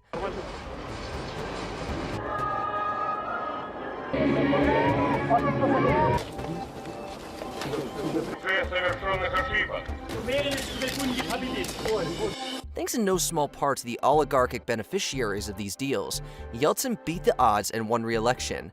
Russian-style crony capitalism was here to stay. Сейчас я могу сказать только вместе и только вперед. Because of his role in the re-election, Boris Berezovsky now had a huge influence over the Russian president and played an important role in Russian politics. Around this time, Putin was working for the St. Petersburg mayor. During his time with the mayor, he had been involved in a lot of shady deals, but never once had he betrayed his boss. While working for the mayor, Putin was still a KGB agent, but he had let the mayor know about this before taking the job. During his job, whenever the KGB asked for compromising information on the mayor so they could manipulate him, Putin had always declined because he didn't want to violate his boss's trust. Ultimately, his resignation to the KGB was accepted, and he was officially out of the agency he served for most of his life. During this time, Berezovsky had crossed paths with Putin too, as Yeltsin and St. Petersburg mayor, Sobchak, were close friends. Putin and Berezovsky had socialized and even skied together in Switzerland. By the late 1990s, Putin had become head of the FSB, the KGB's successor agency. This was an attempt by Yeltsin to control the more old-fashioned leaders of the FSB by appointing someone who understood them but was loyal to them. In this position, Putin guided the FSB through some modernizing reforms that reflect some of his later interests, such as monitoring the emergent internet. He also worked to coral the old guard, reshape the FSB to Yeltsin's demands, and even deal with the torrent of scandals dealing with the Kremlin, the FSB, and tensions in Chechnya. As Yeltsin's health continued to deteriorate in the late 1990s, the oligarchs began to worry about who would be his successor. The natural heir to Yeltsin would be whoever occupied the post of prime minister. If Yeltsin stepped down, the prime minister automatically became acting president and would have the advantage of incumbency during election time. This is when Boris Berezovsky pushed for Putin to be Yeltsin's successor. He was a nobody, barely a public figure, but he had a reputation for loyalty. Berezovsky trusted that, once in power, he would look after oligarchs' interests. Putin became the prime minister in the summer of 1999, succeeding Yeltsin as acting president 6 months later. The oligarchs helped fuel Putin's meteoric rise. Two of them, Vladimir Guzinski and Boris Berezovsky, deployed their television stations and newspapers to turn Putin from an unknown figure into a household name. This helped Putin win the election for presidency as oligarchs had hoped. Seeing all this, Putin realized one thing. He was just a pawn in a game that was being run by oligarchs. Putin understood that oligarchs were true kingmakers. He didn't like this because if he were to ever fall out of the good graces of the oligarchs, he would be replaced very quickly, and a kingmaker could easily become a kingbreaker. So he set out to either force them to submit to the Kremlin or destroy them. So in the summer of 2000, soon after winning the presidency, he invited 21 of the richest men in Russia to the Kremlin. Putin wanted to tell the most powerful men in Russia that he was in charge now. As everyone was sitting around the table, Putin said, and I quote, "I want to draw your attention to the fact that you built the state yourself to a great degree through the political or semi-political structures under your control, so there is no point in blaming the reflection in the mirror. So let us get down to the point and be open and do what is necessary to do to make our relationship in this field civilized and transparent." Putin offered the oligarchs a deal. Bend to my authority, stay out of my way, and you can keep your mansions, super yachts, private jets, and multi-billion-dollar corporations. It began one of the craziest fights in Russian politics. Most of these men had played a huge role in bringing Putin to power. Now he wants them to bend to his will. Of course, not everyone was going to be on board. One of the first ones to go against Putin was the same guy who had played a big role in making him president, Boris Berezovsky. Boris quickly realized that he had misjudged Putin and started criticizing Putin publicly. In turn, Putin had his government open a fraud and tax evasion investigation against Berezovsky. Seeing his fate, Boris fled to England and all his business was taken over by the government. Boris continued to be a headache for Putin from overseas, but we'll get to that in just a sec. First, let us quickly go over other oligarchs who challenged Putin's power. Another oligarch who found himself against Putin was Vladimir Guzinski. Guzinski made a small fortune making and selling copper bracelets, which were apparently a big hit with Russian consumers. In the early 1990s, he flipped buildings in Moscow's burgeoning real estate market and started a bank. By 1993, he had enough money to start a newspaper and Russia's first private television station, NTV. Tolerated under Yeltsin, NTV ran programs, including a satirical puppet show critical of the Kremlin. Чё проблемы тут со светом и теплом? С чем? С теплом и светом. Какие? Ни тепла, ни света нету. When NTV newscasters and puppets began criticizing and making fun of the newly elected president, Putin slammed down his iron fist. In 2000, armed agents in camouflage and ski masks raided NTV's offices. The government alleged Guzinski stole $10 million in a privatization deal. Guzinski was jailed and then fled overseas. A state-controlled energy company, Gazprom, ended up buying NTV in a hostile takeover. Rest assured, Putin didn't have to worry about puppets making fun of him anymore. Putin didn't give up his hunt for Guzinski yet. He charged Guzinski with money laundering and fraud and demanded his extradition from Spain. However, the Spanish courts refused the request.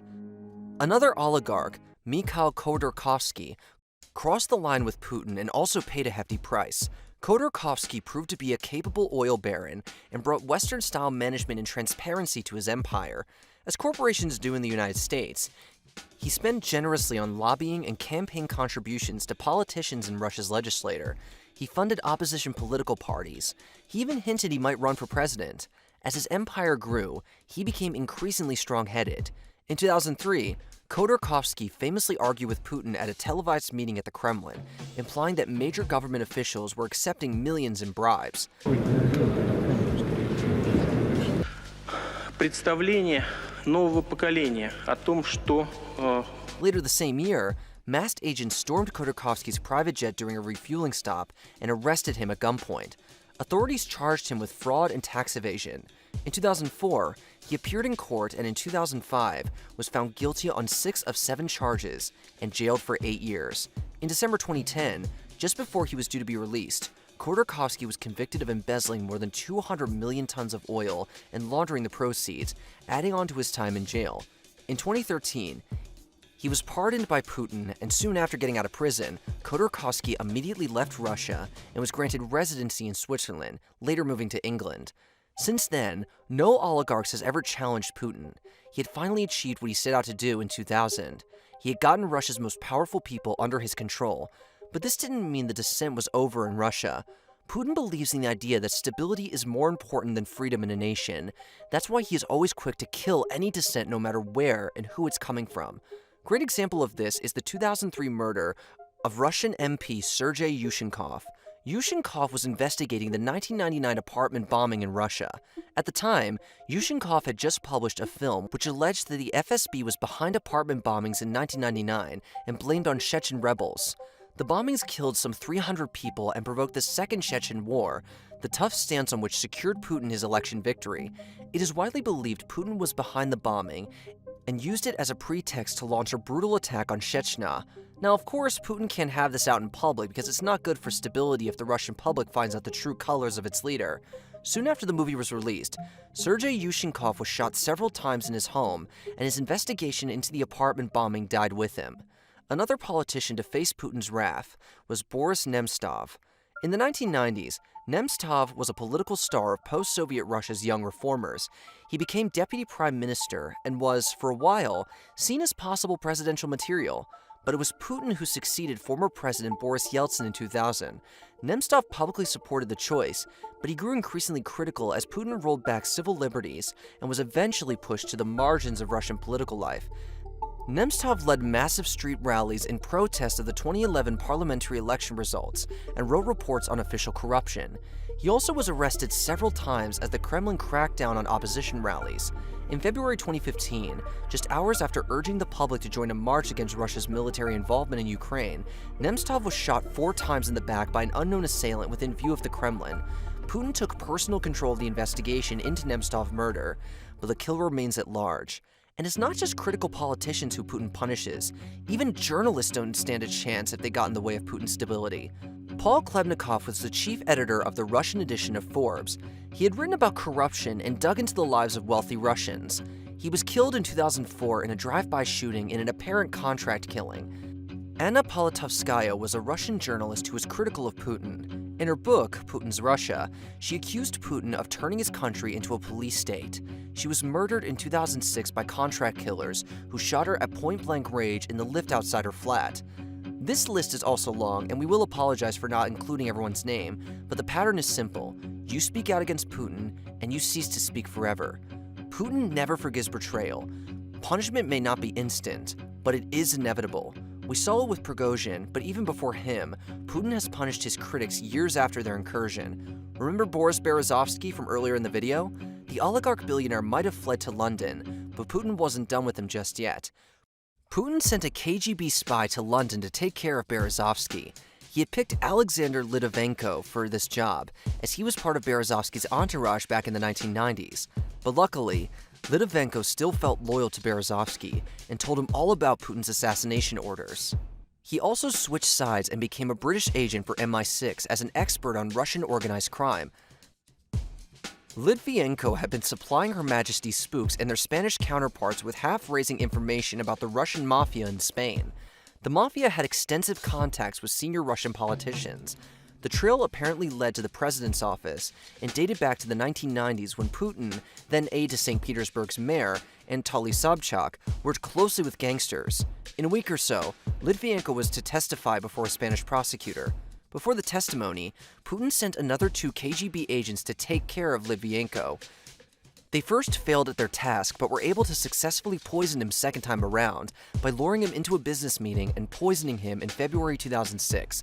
Litvinenko died 3 weeks later after drinking the tea, but before his death, he was able to solve his own murders by telling all the details about his meeting with Russian agents.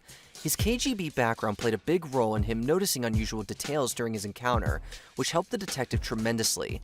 It's quite an interesting story. We'll link the investigation below if anyone wants to read the whole thing. Berezovsky, of course, kept on fighting for his friend Litvinenko. He accused Russian authorities and Putin for the killing. On top of this, he continued to be a thorn in Putin's way by funding opposition parties in Russia.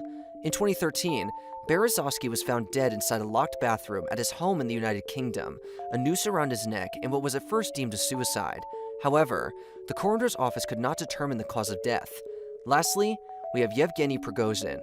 We're sure everyone knows that Prigozhin tried overthrowing Putin, but for some reason stopped and turned around after making a deal with Putin, which was brokered by Belarusian leader Lukashenko. Roughly 2 months after said coup, Prigozhin's jet exploded in the air over Moscow, likely attacked by a Russian air defense system. Putin, of course, hasn't said a thing. He was at a state function with an almost comically villainous background, celebrating Russia's armed forces. As assassinations go, blasting your most prominent opponent out of the sky is not exactly subtle, and that almost certainly is the point. Prigozhin's presumed death seems to be the latest in a series of high-profile hits, where the Kremlin seems to have barely bothered to disguise its work. That's Putin's way of sending a message to anyone who is even thinking about repeating the same mistakes that Prigozhin made. Message is clear. Vladimir Putin does not forgive traitors, nor those who challenge him. Innovation doesn't fear regulation, but it does fear regulation by yesterday's methods. These are the provoking words of Jack Ma. He uttered them to hundreds, if not thousands, of executives present at the Bund Financial Summit in Shanghai in October of 2020. At the summit, he criticized China's banking regulations, and, by extension, the CCP. One can say that these were the famous last words of Jack Ma, before everything in his life turned upside down. Jack Ma had poked the CCP bare, and he paid dearly for it. Jack Ma, billionaire, tech tycoon, China's second richest man, has been MIA. Not been seen in public since October. Has made a powerful enemy. When he blasted Chinese regulators in a speech, that drew fire. The Chinese president, Xi Jinping. Jack Ma hasn't been seen in public. Many are questioning, where is Jack Ma? The tale of Jack Ma has taken many twists and turns, from poverty to extreme wealth to dwindling wealth, from being the star of China to disappearing without a trace. The tale of Jack Ma is a cautionary one.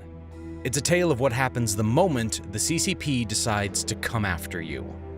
It's a tale of how useless capitalism is in the face of raw political power and an unjust system. Much like the story of Jack Ma, some of my videos are unjustly suppressed and demonetized by YouTube. The worst part of all of this, you guys don't get to hear about the news after I've spent days making a video. This is why I launched a newsletter called Global Recaps, where I'll send the most important global news stories straight to your inbox 2 times a week.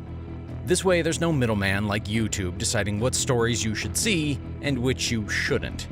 The newsletter is completely free, and you can sign up by clicking the link below.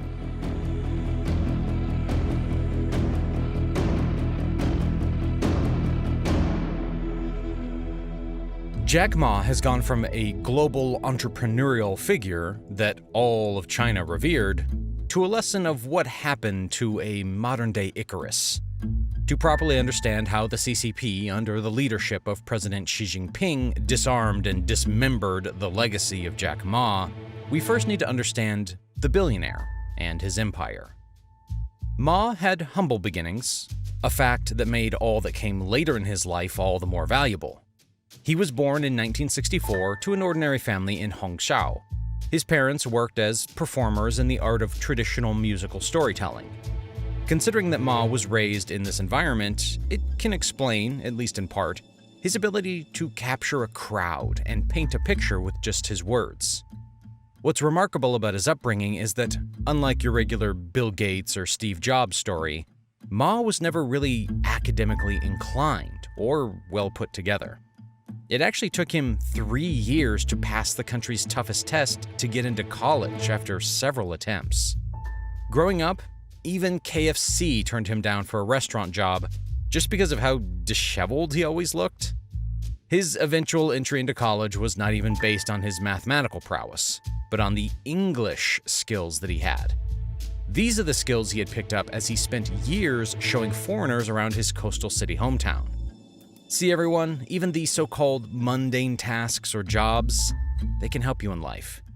In the 90s, he began pushing for the internet in China, at a time when barely anyone knew what the internet was or why it was viable. This culminated in him starting an internet startup company during his teaching years post-graduation. The internet startup named China Pages served to create web pages for businesses. The foundations had been laid. By the mid-90s, China was changing fast as the then Chinese leader Deng Xiaoping was embracing change. This gave Jack Ma the space to grow his China Pages just as the nation was embracing this new era. His relationship with the company ended sadly, however, when he was forced to sell it to a local champion in Hongqiao who was state-backed. For years to come, that experience shaped what Ma defined as his relationship with the state. As we shall later find out, when it came to state matters, he always kept it respectful but distanced. Ma would often tell his employees that when it came to the government, be in love with the government, but don't marry them. This would also explain why, though Ma was a CCP party member, he never joined China's four-show parliament, the National People's Congress, or its consultative body. This was a deviation from most of his big league counterparts who cozied up to the CCP as much as they could. Having served in the government for a little bit and gathered experience in various circles, in 1999, Ma, together with his friends, conjured and realized their dream to launch Alibaba. This was a company that was aimed to be a bridge between Chinese factories that had cheap goods and buyers around the world. The key part was that this was going to happen online, over the internet. The idea was a success, to say the least. China was filled with inexpensive goods that could be manufactured in its industries, and the world became an open market with Alibaba connecting suppliers with buyers. It became the start of something grand. Over the years that followed, Ma built Alibaba into a strong company that gained the envy of everyone globally. By 2015, Ma's influence was undeniable. He was not only China's richest man, but he was a global icon. In previous years, he had fought with Yahoo and some other foreign investors over the runnings of his company. But those squabbles didn't diminish investor appetite for the $25 billion float of Alibaba in New York in 2014. What this meant was that Alibaba was the world's largest ever stock market flotation. Tech companies such as Ant, a derivative of Alibaba that Ma controlled, had begun to show the world that China could innovate too. Ma became a symbol of what was possible as the government promoted entrepreneurship to alleviate pressure on finding work for millions of new university graduates. With the state's backing, Ma's empire was growing. At this point, the CCP held him close, with Ma even accompanying President Xi to the US on a visit. Just a quick reminder to hit that like button. Your likes help out the videos reach tremendously with the YouTube algorithm, and it helps me out a lot to see videos reach new people. So remember to scroll down and smash that like button.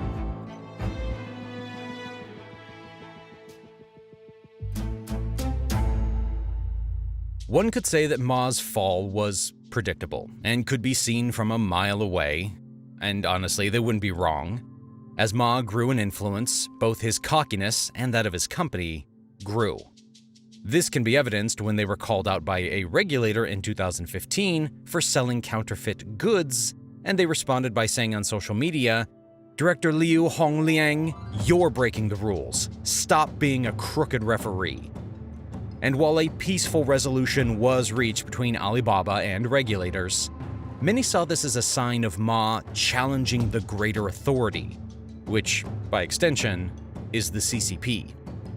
As Ma continued to travel around the globe and meet officials of various countries, being viewed as the Chinese ambassador when it came to all things tech, Beijing began to grow wary. Remember when I said that Ma was blessed with the gift to speak and compel? Well, that gift was landing him in trouble. Ma had a bad habit of saying antagonizing things that the CCP interpreted negatively. And when you add this to his being viewed as the Chinese voice, the CCP certainly did not like that situation. Official uneasiness was becoming clearer, and Ma failed to take this as a sign to slow down and instead ramped things up, further antagonizing the CCP. The Financial Times said that a source close to the government said of the situation, "What he was saying both publicly and privately could be embarrassing for China. After he returned home, they always had to go debrief him and ask about his trips. Ma was already under scrutiny and in trouble, and he didn't even understand the severity of it. This made him careless with his speech at a time when he should have been careful. Now, many of the things that Ma said were correct and still stand true to this day, but in China, that kind of talk from an influencer like him is not acceptable. This is why his speech at the Bund Financial Summit in Shanghai of October of 2020 would be his last of that magnitude. When he was talking on stage, Ma made the reckless mistake of opposing the Chinese financial world. He ridiculed the system, calling it old and outdated, while at the same time pushing for newer, better regulations that he felt would advance China more. What Ma was saying was that China's financial system needed improving. But what the CCP heard was Ma inciting people to want change. According to President Xi, Ma had openly ridiculed the CCP's systems, and he was attempting to create a new order of things. If you know anything about China and the CCP, you know that change is not acceptable in any form. Once the CCP's vice chairman of the party propaganda department gave a speech urging Chinese media to be aware of individuals and companies that would try to use wealth and resources to manipulate public perspective when it came to regulation and order, it was over. His exact words were to guard against the risk of capital manipulating public opinion. Once the statement was said, everyone knew that the jig was up. Ma was officially a target, and the CCP was now the hunter. And as with all the prey that the CCP hunts within its borders, Ma was not to escape. Shortly after the political speech and rebukes had occurred, Jack Ma disappeared from the public eye. This was very weird, as Ma had built his empire on the back of his image, as the flamboyant, ever-present billionaire. He was the Iron Man of China, and now the Iron Man was gone. Events that had been scheduled for him months prior were suddenly canceled. This was inclusive of his role as a judge in an African talent show that he created. Even in the business sector, the General Association of Zhejiang Entrepreneurs that Ma chaired called off its annual conference in the absence of the chairman. Ma was absent, and it was showing. The creator was seemingly abandoning his creations. All of these actions served to scare customers and shareholders alike. Some rumors said that Ma had fled, while others said he was in jail. Anyone with an opinion shared theirs, and the once strong Alibaba empire went into mayhem absent its king. Because Ant's IPO had been in the works, it too suffered alongside Alibaba. Ma would later appear in a few videos online speaking at an empty school in what was a clear attempt at publicity, but it was too mild. Jack Ma's disappearing spells would continue with him disappearing and popping up only for him to disappear again. This is still something that continues to this day. Whether the authorities are behind this or not is not officially known, but what everyone understands was that Ma had poked the bear, and the bear was lashing out. How badly was President Xi lashing out? Well, let me show you. Ant Group paying the price for criticizing the Chinese state. The Chinese government has really taken aim at antitrust investigation was announced. To appease the regulators and also distance itself from the Alibaba Group holdings. What was the loss? A whopping $37 billion. Following a pretty lengthy crackdown by the Chinese authorities. Under a lot of pressure from Beijing. Has made an example out of Jack Ma to all Chinese entrepreneurs. President Xi set his dogs of war after everything that Ma owned. Ma had grown big, and he must have thought himself too big to fail. President Xi sent his war dogs to show that this was not the case. Under his rule, everyone could be a target, including China's richest man. The first thing officials did was to cancel the much-expected Ant IPO. This is something no one ever thought would or could happen, as Ant was just days away from its launch, and it had already been projected to have the biggest IPO in world history, something that Xi quickly halted.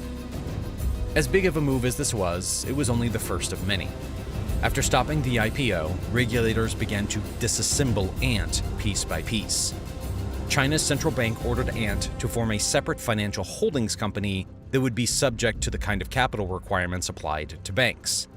That's when the door opened for the big state banks and other types of government-controlled entities to buy into the firm, taking large stakes and placing what was once Ma's baby firmly into the CCP's hands. The government also tore apart Ant's money market fund, a pool of capital that was to serve as the bank for the company. Once the CCP had its hands on it, the fund went from this to that. It basically went down to almost half of what it once was. When you realize that we are talking about massive amounts of money, billions actually, you can see how this becomes very worrisome. As bad as all that was, it was not enough punishment for Xi. President Xi was set out to make an example that nobody was above the party, and Ma was the perfect candidate to display that. In April of 2021, Alibaba was slammed with a record fine of $2.8 billion for antitrust violations. And just like in several cases that we've explored before, when the CCP wants you guilty, you will be found guilty. As time went on, Alibaba was struck with more fines for more violations. Certain key services were cut off, further reducing Alibaba's revenue alongside the negative effect of lowering the stock price.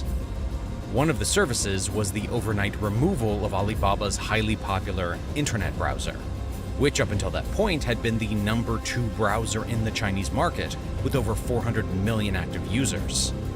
By the time the CCP, through its regulators, was done with it, the browser wasn't even in the web store. Alibaba, at its worst, fell to about a fifth of what its share price used to be at its all-time high.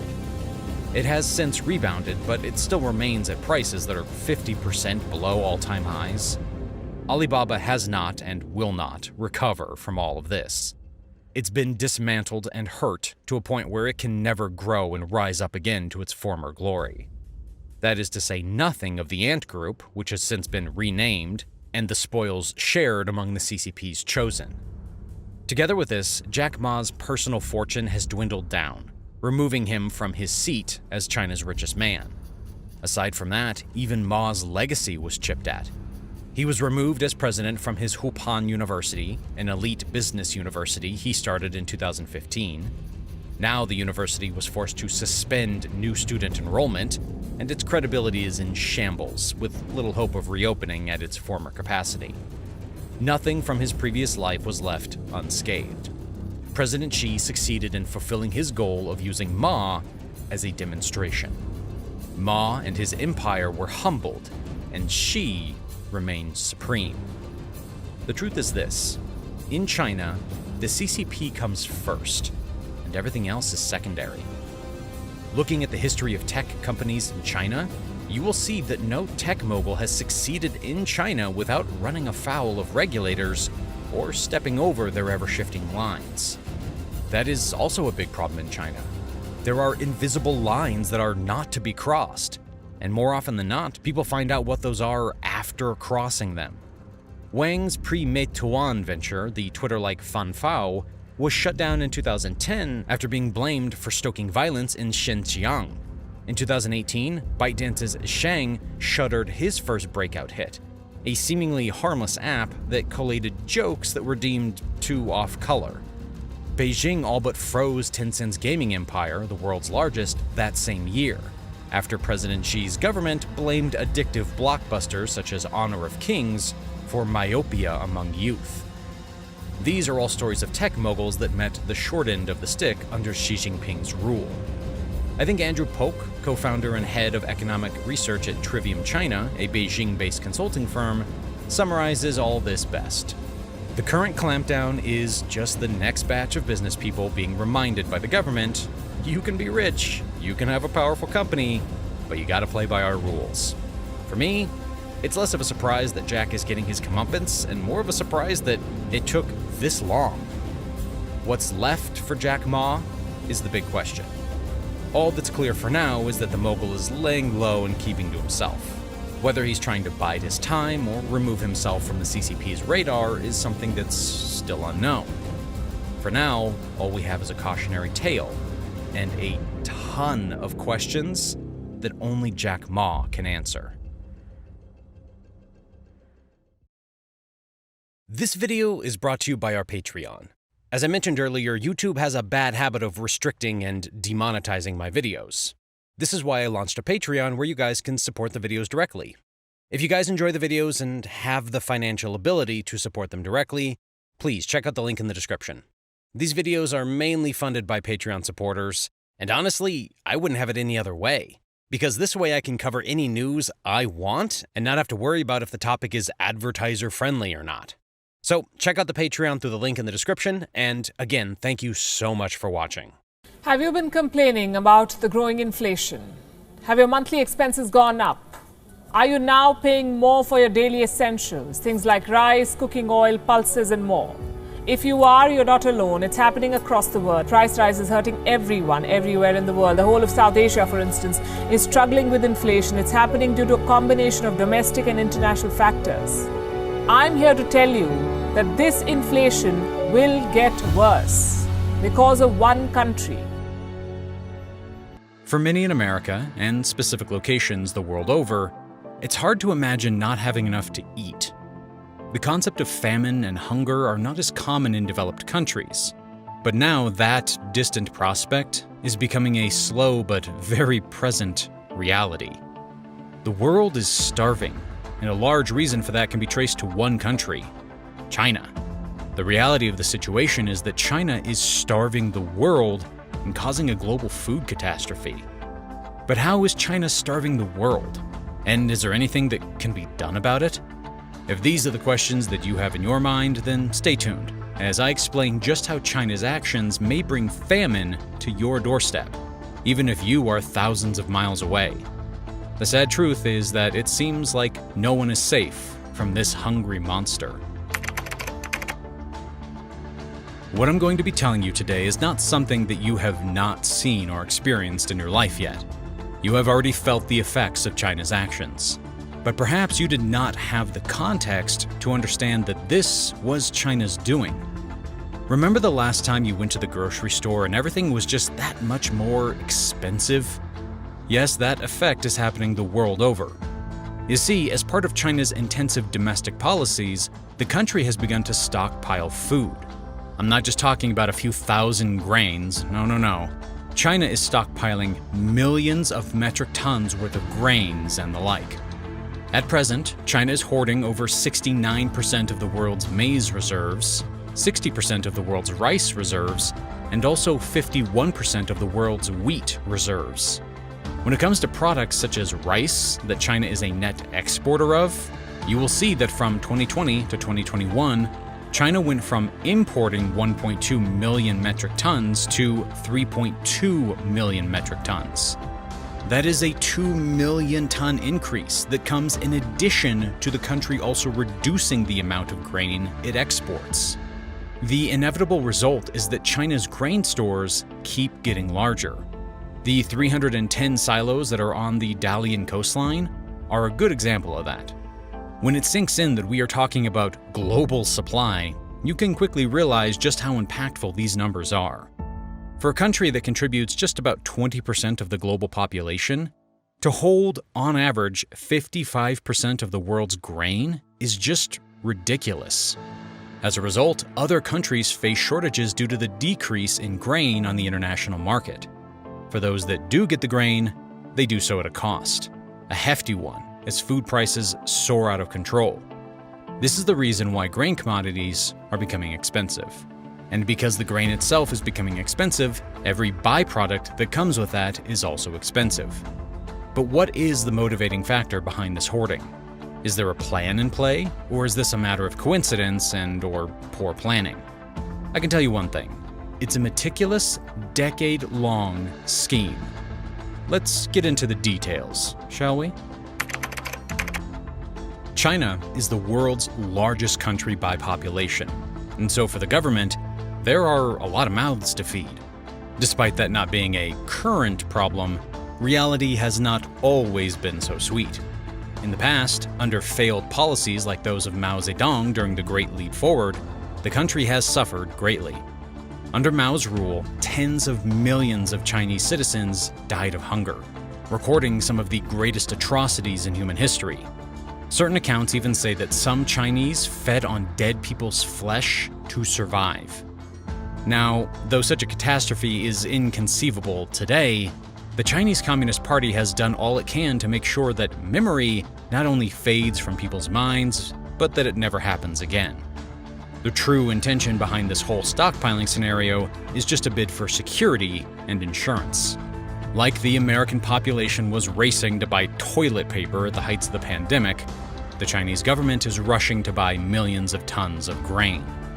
This has given rise to some sayings, such as those of President Xi Jinping, who has reiterated that the people's rice bowl must be firmly held in their own hands at all times. China's fears are not just all speculative either. There are a lot of rooted facts in the matter. For example, minor clashes and disputes that China has had with Australia and Canada have made Chinese officials worried that the copious amounts of grain the two countries supply might one day be cut off. Such is the tendency of the international community to reduce exports to a nation as a sort of international spanking. The same thing happened in China earlier under the Donald Trump administration. During the height of the trade war, soybean imports from America plunged, and China was left to fend for itself by outsourcing from other nations. This is part of the situation that China is striving to rectify. China is trying to create a situation where, in an emergency, the reserves can carry them through whatever trouble that comes. So basically, when China worries about food, what we see is that the world suffers. But how severe is the suffering, you might ask? Well, let's find out. Let's look at the comprehensive effects that China's hoarding is, directly and indirectly, having on the global food market. You will find this interesting, I'm sure. According to the UN Food and Agricultural Organization, global food commodity prices hit an all-time high in March of this year. The FAO Food Price Index measures the monthly change in global prices of a basket of food commodities, and the figures for March of this year are the highest price levels recorded in the index's 3-decade history. This comes after months and months of steady increases. The prices of many foods, inclusive of wheat, various grains, meat, and oils, have shot up tremendously. Even looking at the year-on-year comparisons show that the index prices have increased by a third compared to March of 2021. Considering that we are talking about food, a 30% increase in cost is nothing to scoff at. All in all, the UN's Food Price Index showed prices are now 75% above pre-pandemic levels, said Frédéric Carrier, Managing Director and Head of Investment Strategy for RBC Wealth Management. Let's dive into what this means exactly. Sheer numbers can sometimes not fully express the reality of the situation. When you look at the FAO's Cereal Price Index, you realize that it averaged 173.4 points in May, up 2.2% from April, and as much as 29.7% above its May 2021 value. What this means is that the price of grain has been increasing across the globe, no doubt stemming from China's actions. Earlier, I talked about how China is hoarding a lot of the world's grain. What this means is that there is more demand for whatever grain is left on the global market. This results in countries buying it at inflated prices. Where it gets worrisome is that because several countries are importing grain at inflated prices, they too sell it to their citizens at inflated prices. More often than not, these prices are something that their citizens struggle with or sometimes can't even afford. It's a sad reality. Look at how the international wheat prices rose for a fourth consecutive month, up 5.6% in May to average 56.2% above their value last year, and only 11% below the record high reached in March of 2008. The steep increase in wheat prices was in response to an export ban announced by India amidst concerns over crop conditions in several leading exporting countries, as well as reducing exports from China. Those countries that can, like India, are now playing defense and refusing to export so that they can protect their own interests. Basically, China's policy is having a global effect and is resulting in countries shutting their doors by reducing exports. This greatly affects the balance of food across the globe. Countries like Somalia, Ethiopia, and Kenya are among those who will suffer the most. You see, Somalia and Ethiopia, located in the Horn of Africa, are dealing with a lethal intersection of climate change and conflict, and the rising food prices are doing them no favors. This is because, along with Kenya, the countries are in the midst of their worst drought in 4 decades. The World Food Program warned that 20 million people in the region could go hungry because of the drought by the end of the year. Typically, you would expect these countries to go on the global market and import what they need to. But unfortunately, this is not happening. Between the low supply and the expensive prices, the countries are struggling with feeding their populations, and the effects of that are heartbreaking. Take this, for instance. In the Somali region of eastern Ethiopia, Abdi Dof's truck carries a lifeline. After more than 2 years without rain here, his liquid cargo is worth its weight in gold. He's been delivering water since yesterday morning. Hassan travels from village to village across the arid Somali desert, bringing life to communities on the edge of survival. This is the first water the people in Birleis have had in weeks. The closest source is now a river over 70 kilometers away, so the truck is their only hope. Not a drop is wasted.